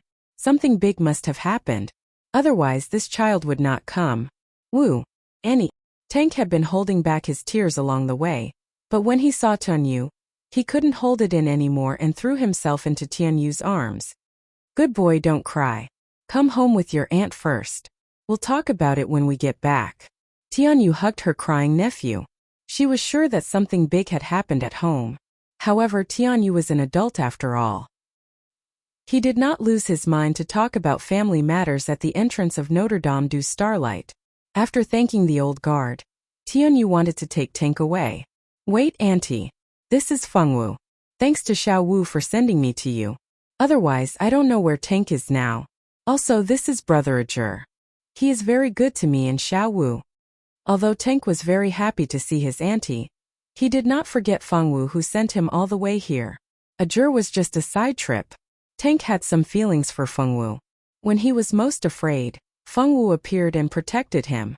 She sent him to Tianyu. All the food and expenses were paid by Fengwu. Tank was a good child. Although he did not say it, he always remembered this kindness in his heart. Moreover, in Tank's heart, Fengwu was like a sister to him. She was the most important person besides his auntie's family. In Tank's little heart, Fengwu's position could be said to be second only to his auntie Tianyu. Thank you, young lady. Thank you for sending Tank to me. And thank you, young man. Thank you for taking care of Tank. It must have been a tiring journey. Let's go to auntie's house to rest. When Tianyu heard Tank's words, she discovered that there was an outstanding man and woman standing next to Tank. The girl looked like a girl from their ancient eastern country. The characteristics of her black hair and black eyes were very obvious. As for the boy, he was very handsome. He was wearing a red magic robe, red hair and red eyes. At a glance, one could tell that he was a fire magician.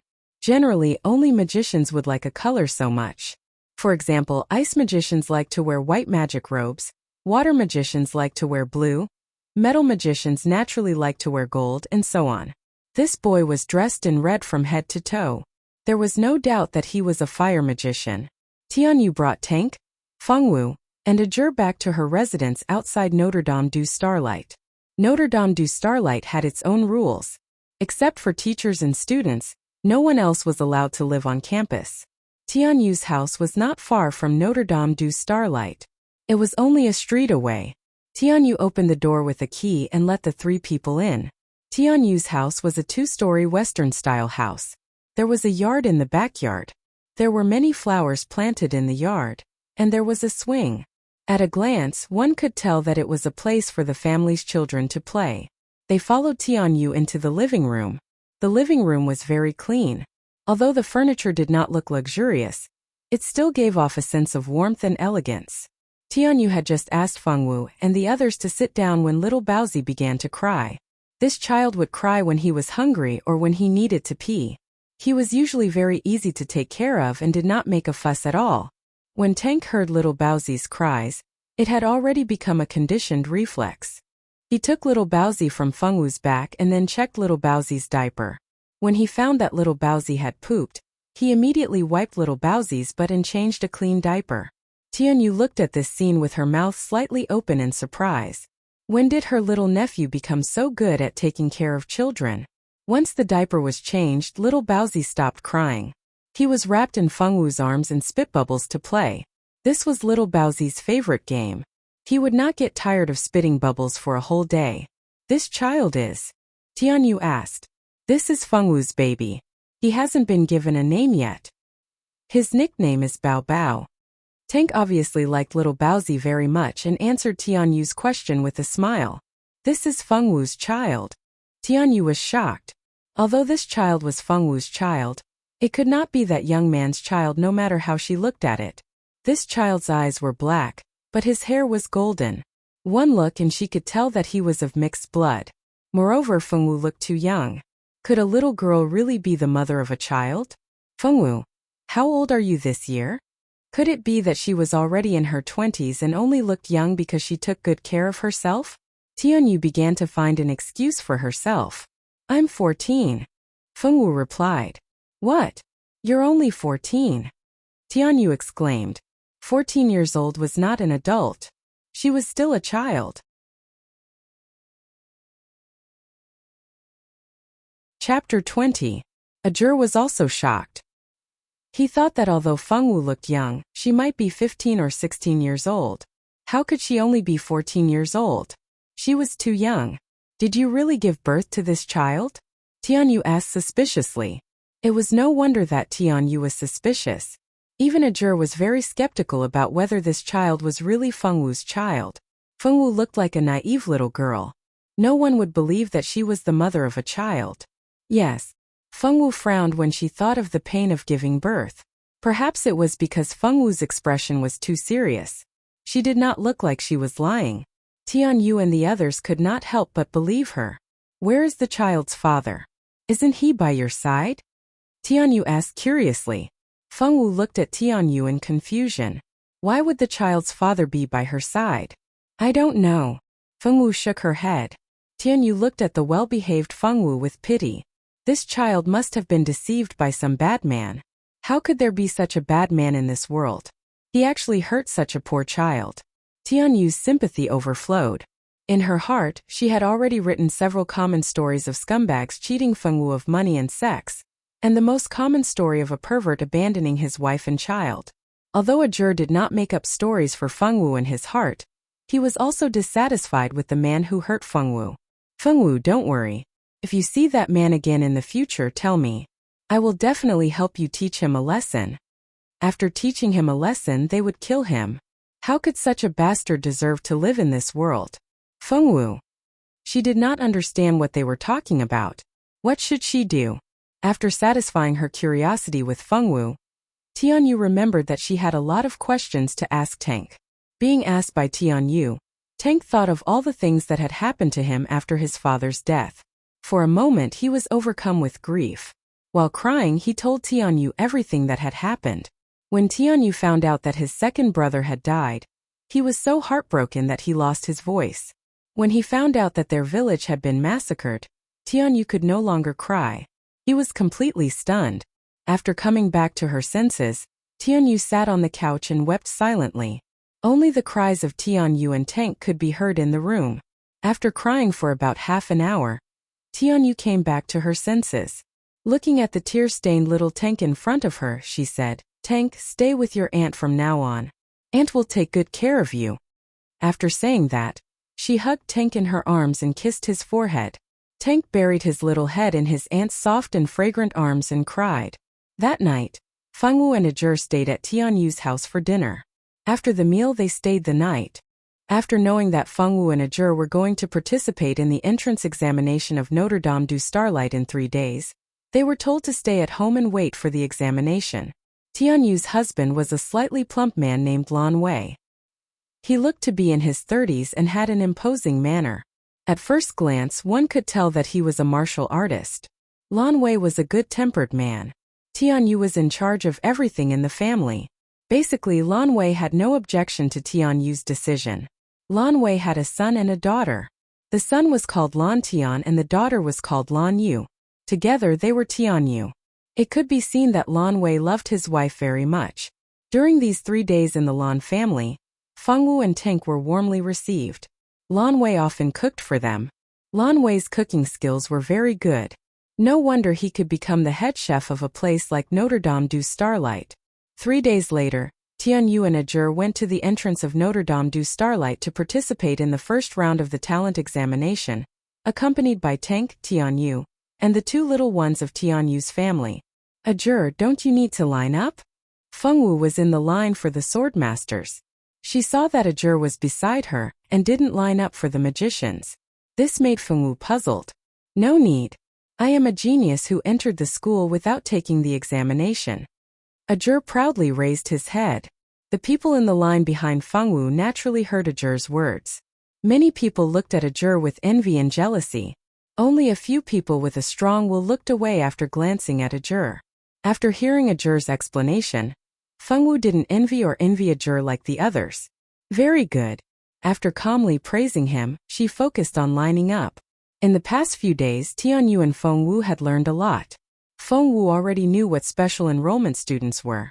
The so-called special enrollment students were those who were very outstanding in terms of talent, character, and opportunity.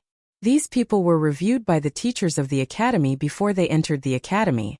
They could directly enter the academy without having to go through the examination. Fengwu knew that being able to enter Notre Dame du Starlight without taking the examination was a very good thing, so she praised Ajur.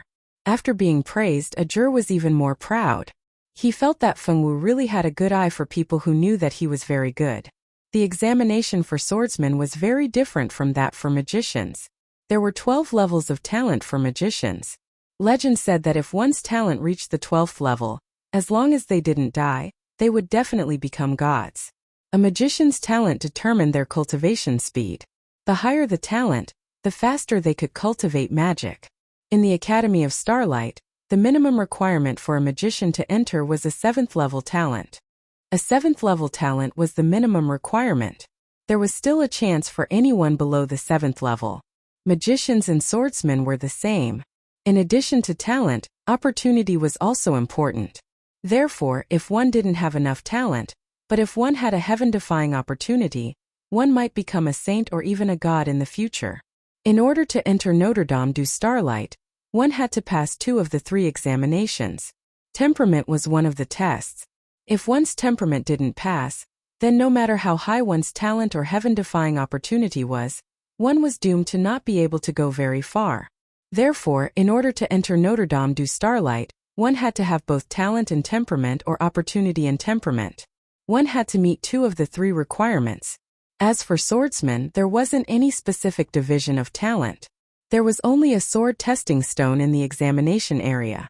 As long as one's strongest attack could make the stone glow, then they passed.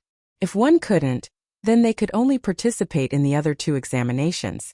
Because there were too many people taking the examination, Notre Dame du Starlight only recruited students once every 3 years.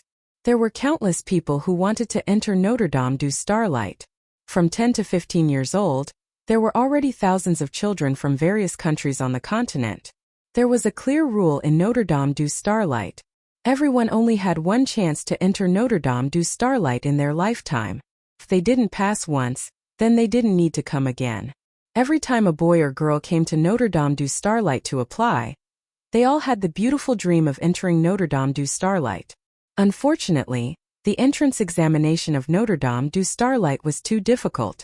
Usually, out of thousands of people, only 300 or so would remain. It was said that during one of the examinations of Notre Dame du Starlight, there were 380 people who remained. That year's examination was the year with the highest number of new students remaining. Chapter 21. After waiting in line for more than 2 hours, it was finally Fengwu's turn. Many people in front of Fengwu hadn't passed the test. This sword testing stone was very strange. It would increase the difficulty according to the age of the examinee. There were both male and female examinees in front of Fengwu. Some of them looked about the same age as Fengwu, while others were younger than Fengwu. Fengwu remembered that among the 5 people in front of her, only 1 girl had passed the test. Those who didn't pass had to take the other 2 tests. When it was Fengwu's turn, Fengwu stood in front of the sword testing stone obediently. The weapons used for the test were mortal-grade swords provided by the Sacred Institute. If she used her own sword, it would be very unfair to the examinees who didn't have a good family background. For the sake of fairness, the weapons used for the test were all provided by the Sacred Institute. Fengwu picked up the sword and used her internal strength. She didn't use any sword skills like the others. She just waved her sword gently. It seemed easy, but in fact Fengwu had used about 70% of her internal strength. Her master had said that no matter what she did, she had to hold back. She couldn't let others see her true strength, so Fengwu didn't use all of her strength. When the examinees standing behind Fengwu saw Fengwu waving her sword so casually, they thought this girl was crazy. Everyone only had one chance to take the test of the Notre Dame du Starlight. She waved her sword so casually. She should have used some sword skills. Look at the people in front of her. Which one of them didn't use their strongest sword skills? To everyone's surprise, when Fengwu casually swung her sword and the sword energy landed on the stone, it immediately emitted a bright white light. Although the light was strong, it wasn't dazzling. It could be seen that Fengwu's sword skills didn't have any killing intent or aggressiveness. When a sword with killing intent struck the sword testing stone, the light it emitted would be very dazzling. Moreover, the killing intent would be magnified several times by the sword testing stone, allowing people to easily feel it. The domineering sword would make people feel incomparable pressure, as if a mountain was pressing down on their hearts, making it hard for them to breathe. The people who had just passed either had a killing intent or a domineering aura in their swords. Only Feng Wu's sword seemed to be swinging gently, but it did not have any killing intent or domineering aura. Just from this sword, it could be seen that Feng Wu's swordsmanship was definitely higher than the people who had passed before, because they could not restrain their aura at will. Feng Wu's outstanding performance caused the teachers of the swordsmanship department to nod their heads in praise. Only an extremely talented genius could restrain one's aura at this age. Compared to Feng Wu, those who had just passed could only be considered as ordinary geniuses. Compared to the true top geniuses, there was a huge gap. Feng Wu, on the other hand, could already be considered a top swordsmanship genius. Wow! The girl in front is amazing. That's because her aura was restrained. So amazing she can restrain her aura at such a young age. She's really a genius. If only I was as good as her. Such a strong girl. This girl is really awesome. The young men and women who were queuing at the back all exclaimed in surprise. At this moment, at the place where the mage department was recruiting students, waves of exclamations sounded like a tsunami. A dazzling light shot into the sky, and the intense light made it difficult for the young men who were taking the examination not to notice it. Looks like there's an incredible genius in their mage department. Her talent has reached level 12. There hasn't been such a talented child in a few hundred years. The teacher who was taking the examination at the swordsmanship department touched his chin that was full of stubble. That's right, but our swordsmanship department is not weak either. We also have an incredible little genius. The one who spoke was a female teacher. This female teacher looked to be at most in her 20s. Of course, this might not be her real age. No matter if it was a mage or a swordsman, as their strength increased, the speed of their aging would become slower and slower. Sage-level experts would even look to be in their teens or 20s. If it wasn't because they didn't have much lifespan left, they wouldn't be able to maintain their youthful bodies. You're Feng Wu, right? Congratulations on passing. Next, as long as you pass the temperament assessment, you will be able to join our Notre Dame du Starlight. You have to perform well in the following assessment. The last of the three invigilators was also a young female teacher who looked to be in her 20s. While the other two teachers were busy lamenting, this teacher still remembered her job. She lovingly stroked Feng Wu's little head, said a few words of encouragement, and stamped the passing seal on the back of Feng Wu's hand. Only then did she let Feng Wu go home. This passing seal was made of magical materials and was difficult to fake. The student who had the seal on their hand would automatically leave their name and basic information on the Notre Dame du Starlight's examination list. Feng Wu touched her own little hand. Apart from feeling a little warm when the seal was stamped, she didn't feel anything else. Moreover, the passing seal only appeared on the back of her hand at the very beginning, and disappeared after a few seconds. This made Feng Wu feel very strange. Touching the back of her hand, Feng Wu was pulled away from the crowd by a juror. They walked towards the direction of Tian Yuan Tank. A juror wasn't surprised that Feng Wu had passed. What kind of person was he? How could a friend who could catch his eye be bad? It was just a mere entrance examination, a piece of cake. At this moment, the teachers from the Ministry of Magic were all indescribably excited.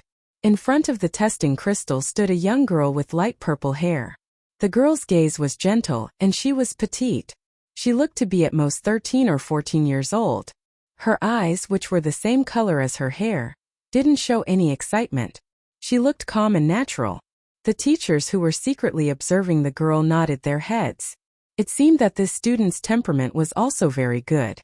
Even after knowing that she had such a high innate talent, she didn't become complacent. Instead, she was so calm. She was really a good seedling. How could these teachers know that the girl in front of them already knew about her innate talent? The girl's name was Zicheng. Before she had transmigrated, her name was Zicheng Lan. That's right, Zicheng wasn't someone from this world. She had transmigrated from Earth. When she had just transmigrated, Zicheng was just an unimportant concubine's daughter from an aristocratic family. Her mother was just a maid in the family. Until one day, Her father got drunk and had a one-night stand with Zicheng's mother. That was how Zicheng was born. Zicheng's mother was born into a lowly family and wasn't married by her father. Not long after giving birth to Zicheng, she passed away. Zicheng lost her mother's protection. Although she was a concubine's daughter from an aristocratic family, she didn't have any status in the family. When Zicheng was 14 years old, no one had even tested her innate talent. When Zicheng Lan transmigrated from the 21st century, the original Zicheng had already passed away due to a high fever. In the entire family, no one knew that Zicheng had passed away. This also made it convenient for Lan Zicheng to pretend to be Zicheng. As a transmigrator, Lan Zicheng naturally had her own golden fingers, and they were very powerful.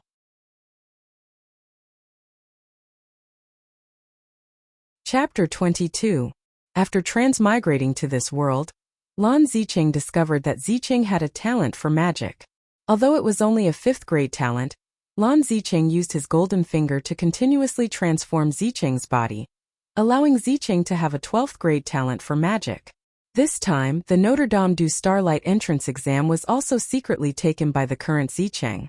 She knew that in that family no one would think of her. From now on, she would become stronger and stronger, and then take revenge for the original owner. This was the price she had to pay for her rebirth.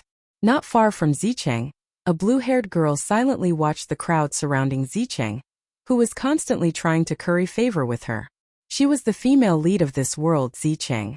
She was indeed as beautiful as described in the novel, but she wasn't bad either. Irene was also a transmigrator, but she was different from Zicheng. In Irene's world, Zicheng's world was just a novel. In her previous life, Irene was a third-year university student. Her favorite thing to read were transmigration and rebirth novels. After a car accident, Irene was surprised to find that she had transmigrated. Moreover, she had transmigrated into the female lead, Zicheng's nemesis Irene. In the original novel, Irene was a rich young lady who didn't know the immensity of heaven and earth. Originally, Irene, who had a 10th grade talent, was favored by everyone during the entrance exam of the Notre Dame du Starlight. However, she didn't expect that halfway through Zicheng would appear.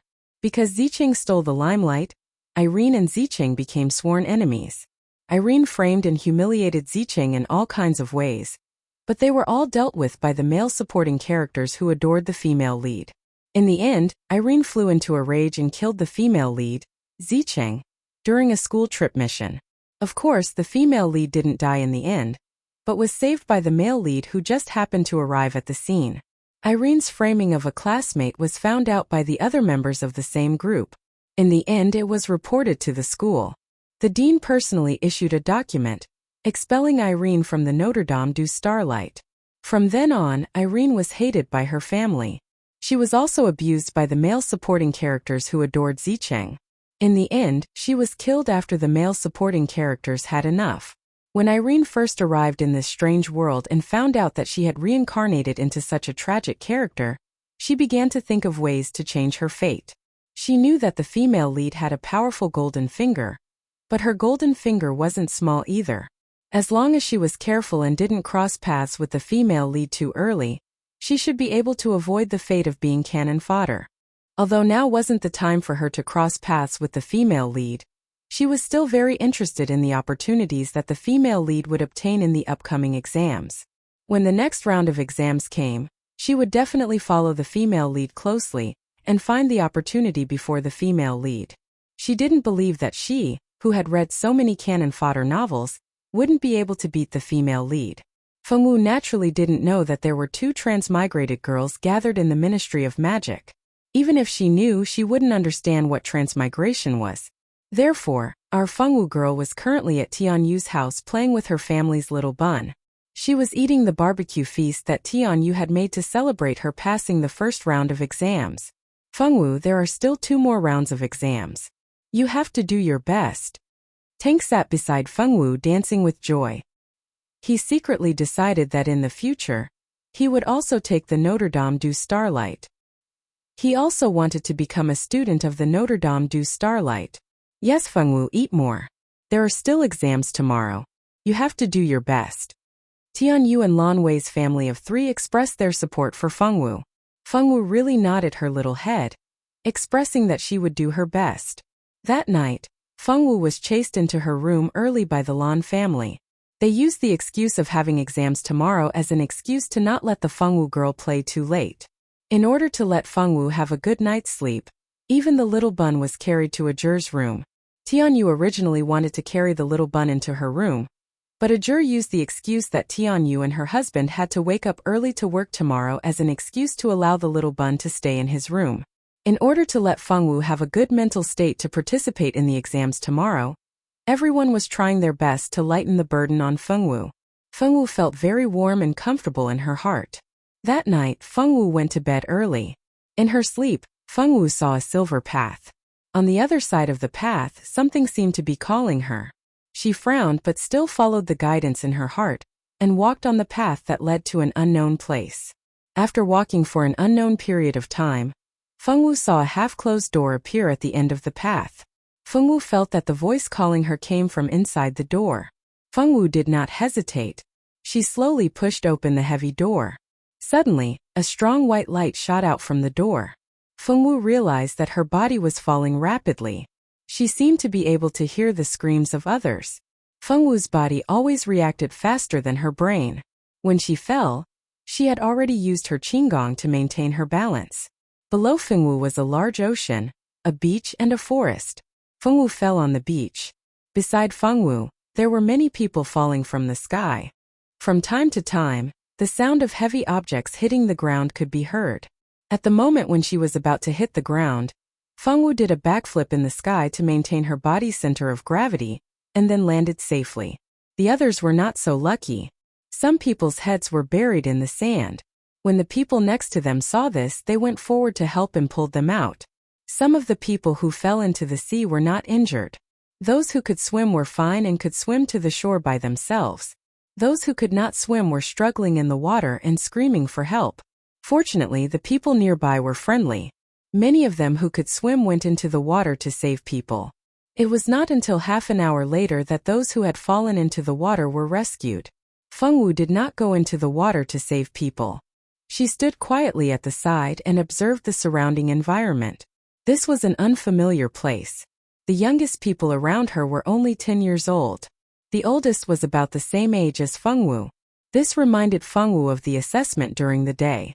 What the hell is going on? I remember that I was sleeping in a hotel. Someone could not help but ask. Me too. This time, I came to participate in the Notre Dame du Starlight assessment. I stayed at my uncle's house. I went to bed very early at night.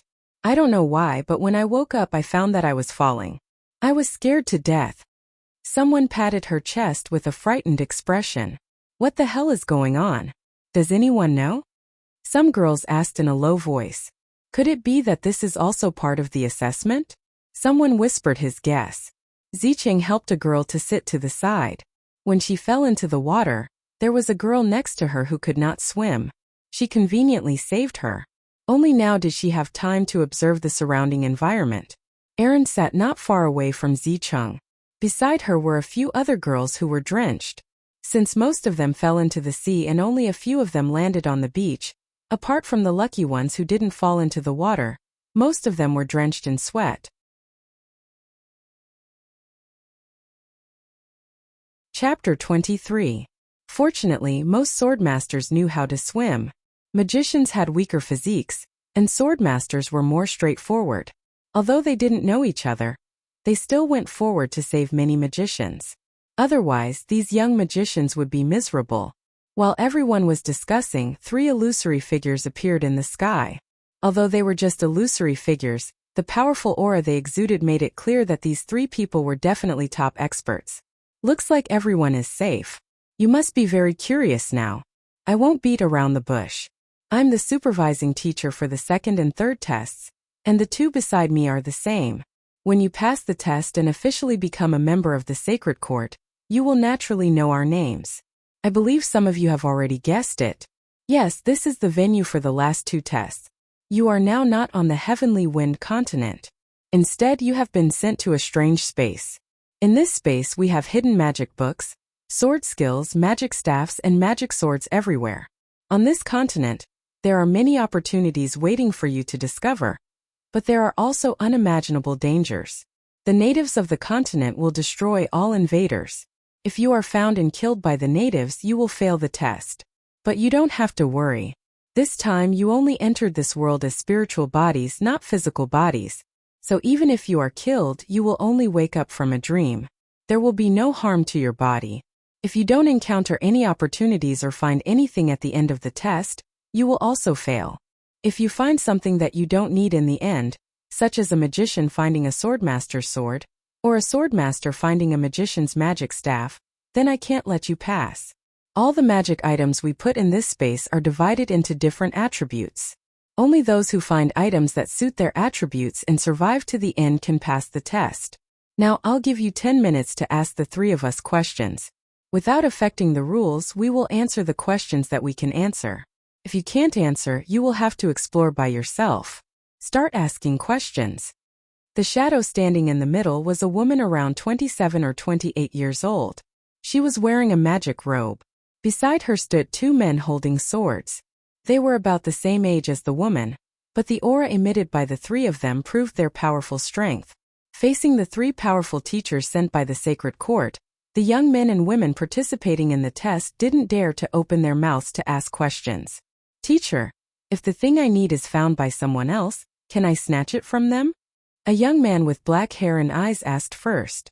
When the young man spoke, everyone's attention was attracted to him. The young man wasn't tall, and he wore a black magic robe. He was obviously a magician. At this moment, the young man's expression was calm. He didn't show any signs of panic or evade the gazes of so many people looking at him. The young man's eyes were very calm, and the three teachers had a good impression of him. Of course, but students are forbidden from killing each other. Because the person who asked the question was a mage, the female teacher answered again. Any other questions? The sacred court to the sacred court to the sacred to the sacred to the test. The sacred court, the sacred, you won't be attacked there. And each of you will have a blue space pouch with 10 silver coins in it. If you want to get more coins, you can use your own methods to earn money in the city and use the money to buy the things you want. In the central city, there are clues about the treasure map. If you want to quickly find the magic items we have hidden, you can try your luck in the city ahead. Alright, I won't say any more. The last 2 rounds of the test are about to begin. The test will last for a month. After a month, we will come to pick you up. Please work hard. After speaking, the 3 shadows disappeared at the same time. They didn't even give the sacred court time to ask a few more questions. What do we do now? Someone looked around uneasily. How about we go to the neutral city first? Didn't the teacher say there was a treasure group in the neutral city? Someone else said. Thus, everyone decided to go to the neutral city to find the treasure map. But where was the neutral city? The teacher had only said that the blue city walls surrounded the neutral city, but he hadn't said where it was. At this time, some people were moving alone while others were moving in groups. Fengwu stood alone at the side. Sometimes she would look at the sea, sometimes she would look at the trees. She was listening to the sounds of the trees and the waves. Look, more people are coming. It's the same as last time. These people fall from the sky every time. So strange. Yes, humans are so strange. I wonder where they come from. Look, that girl in the blue dress. Her aura makes me feel so comfortable. She's coming towards me. A few trees were chattering non-stop. When Fengwu heard their voices, she walked towards them. Who are you? We like the aura on your body. Hello, you can call me Sky Blue or Xiao Wu. Fengwu walked in front of the trees and greeted them in a friendly manner. Can you hear us? The trees shook their leaves with interest. I can hear you. Can I ask you a question? Do you know how to get to the neutral city? It's a city surrounded by blue walls. We don't know. We've been here since we were born. Other than people falling from the sky every once in a while, we've never left this place. Then do you know who knows the way to the neutral city? Fengwu continued to ask. The trees lowered their branches. They didn't look very energetic. We don't know either. It's okay. I'll go ahead and ask. Fengwu carelessly touched the tree closest to her. The little tree shook its branches excitedly and shouted happily. She touched me. Touch me too. I want to touch her too. Me too. Touch me too. Touch me too. Touch me. Touch me. I'm very nice to touch. The remaining trees that hadn't been touched were excited. They wanted to be touched too. Fengwu touched the trees beside her. They were finally satisfied. Fengwu pursed her lips and smiled. There was a small team beside her. They had just formed a team and agreed to go find the neutral city together. Ziqing and Irene were in the same team. The team leader wasn't either of them. The person who asked them to form a team was a man who practiced swordsmanship. He looked to be around 14 or 15 years old. He had a good figure and a bright smile on his face. He looked like a guy that girls liked.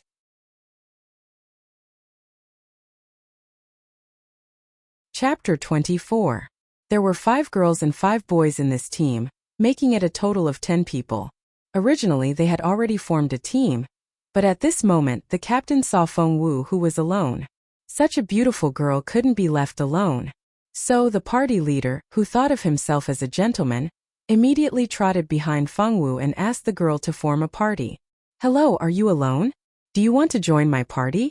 We have 10 people in our party now. Including you, that's 11. Do you want to join? Peita smiled brightly and in a friendly manner. Party. Fengwu turned her head in confusion when she heard the voice. Yeah, aren't we going to the neutral city? It's better for everyone to go together than to go alone. Although we're rivals, we'll talk about it after we reach the neutral city, right? Once we find the neutral city, we'll find the treasure map with our own abilities. Fengwu looked at the boy in front of her quietly. After listening to him, Fengwu nodded. This person didn't have any malicious intentions. Let's go. I'll take you to the others in our party. Peita walked in front and led the way for Fengwu. In fact, the others weren't too far away from Fengwu. It took less than 2 minutes to walk there. At this time, Ziqing was talking to a few other girls. Among the girls, one of them was the girl he saved. This girl was called Sally. She was a cheerful girl. Ziqing liked her personality. Irene was also chatting with 2 other girls. From time to time, she would calmly exchange glances with Ziqing. Ziqing didn't notice Irene's strange behavior at all. He didn't know that the girl in front of him was a female supporting character who wanted to turn the tables on him. Let me introduce everyone. This girl just joined us. Her name is... Peita just realized that he didn't know her name, so he turned to Fengwu awkwardly. I'm Fengwu. Fengwu didn't understand what the other party meant, but she knew that she had to say her name at this time. Hello, welcome to the party. Are you a swordsman? Me too. My name is Silda. A girl smiled at Fengwu in a friendly manner. I'm Ziqing, a magician. I'm Irene, also a magician. My name is Gannert, magician. My name is Kyle. I'm a swordsman. My name is Eve. I'm a magician. My name is Melissa. Welcome to the team. I am a swordmaster just like you. My name is Hans, swordmaster. My name is Amen, a magician. Nice to meet you. I'm the temporary leader of the team. My name is Pelder and I'm a swordsman.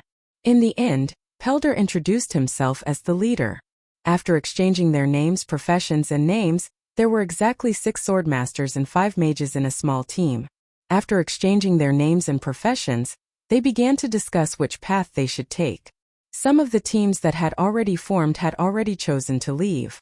Many of them decided to enter the forest first, while others decided to go around the beach to observe the situation before making a decision. Fengwu and the rest of the team had already finished their discussion when the other teams and solo players set off first. In fact, Fengwu didn't say anything from the beginning to the end. She only listened to the others. It was Irene's idea to enter the forest directly. Irene had read the novel before, so she naturally knew the location of the neutral city. Although she had never been there, she knew the general location. In fact, in order to reach the neutral city, they had to go through the forest first. There were many small villages outside the forest, and the people living in those villages were the local natives. These natives were very dangerous. If they went around these villages, they would reach the neutral city that was further ahead. Since everyone agrees with Irene, let's go through this forest first. As the team leader, Peita finally announced the result of the discussion. There were several teams that thought the same as Peita and the others. There were many smart people in this world. Many people guessed that the so-called neutral city was most likely not in this forest. If they wanted to find the neutral city, they had to leave this forest first. However, this forest was very dangerous. There were many magical beasts residing here. If they wanted to go through it, there would be a few fierce battles. The forest was indeed very dangerous. Feng Wu's group of 11 slowly walked in the forest. They didn't dare to walk too fast. After all, the forest was a very dangerous place. This forest wasn't too big. As long as they found the right path, it wouldn't be difficult to get out. However, it was really difficult to figure out which path was the right one. This time, even Irene couldn't do anything. Irene only knew that Zicheng's team finally walked out of the forest. As for how they got out, she really didn't know. The book didn't write about it in such detail. What should we do? Which way should we go now? Eve stood behind Zicheng, holding Zicheng's arm and looking at the surrounding forest in confusion. Eve was the girl who was saved by Zicheng. Ever since she was rescued on shore, she had been by Zicheng's side. Irene looked coldly at Eve's dependence on Zicheng. Eve was an important cannon fodder in the early days. Eve's brother was also a student of Notre Dame du Starlight. Later, Eve introduced him to the female lead and fell in love with her at first sight. Later, in order to protect the female lead, he died in Irene's hands. Eve didn't alienate Zicheng because her brother died because of Zicheng. Instead, she became closer to her. Later, when Zicheng was in danger, Eve helped Zicheng block a fatal blow and died just like that. Before she died, this girl named Eve was still thanking Zicheng for letting her know what true friendship was. She hoped that she could still be good friends with Zicheng in her next life. When she saw this, Irene was simply speechless. The brother and sister died for this so-called friend, and she was still thanking the female lead for letting her know what true friendship was. Shouldn't normal humans pray that they won't meet again in their next life? For people like Eve, Irene didn't even bother to rope her in. She didn't understand the world of deep ice. Peida was also hesitating about which way to go. These roads looked similar, and he had no idea which one was the way out of the forest. Feng Wu stood behind everyone, listening carefully to the sounds around her. Do you know the way out? Feng Wu realized that she could use her mental power to communicate with these natural creatures. Soon the trees, flowers, and grass around Feng Wu happily pointed the way for Feng Wu. In the end, a dandelion told Feng Wu which way was the right way. Because it was blown into the forest from there, it remembered it very clearly. After thanking the dandelion that pointed the way for her, Feng Wu walked to Peida, who was having a headache. This way we can get out. When the others saw Feng Wu suddenly walk to Peida, they thought she was going to do something. They didn't expect her to say that. Can we really get out of this way? How do you know? Sealda asked curiously. For Feng Wu, the swordmaster girl who joined later, everyone felt that she was a very quiet and introverted girl. If you didn't talk to her, she wouldn't say a word to you. If you talked to her, she would only answer if you asked her a question. If you didn't ask her a question, she wouldn't answer. How could they chat like this? So after chatting with Feng Wu for a while and finding that it was boring to be with her, these girls stopped talking to her. You're tuning into the Li Mei's Wuxia Whispers YouTube channel. We're so grateful for your support, and don't forget to subscribe to join us on this incredible journey through captivating stories. Your generosity through donations truly makes a world of difference, as it's the primary source of revenue that allows me to expand and enhance this channel for you. Thank you from the bottom of my heart for being a part of this adventure.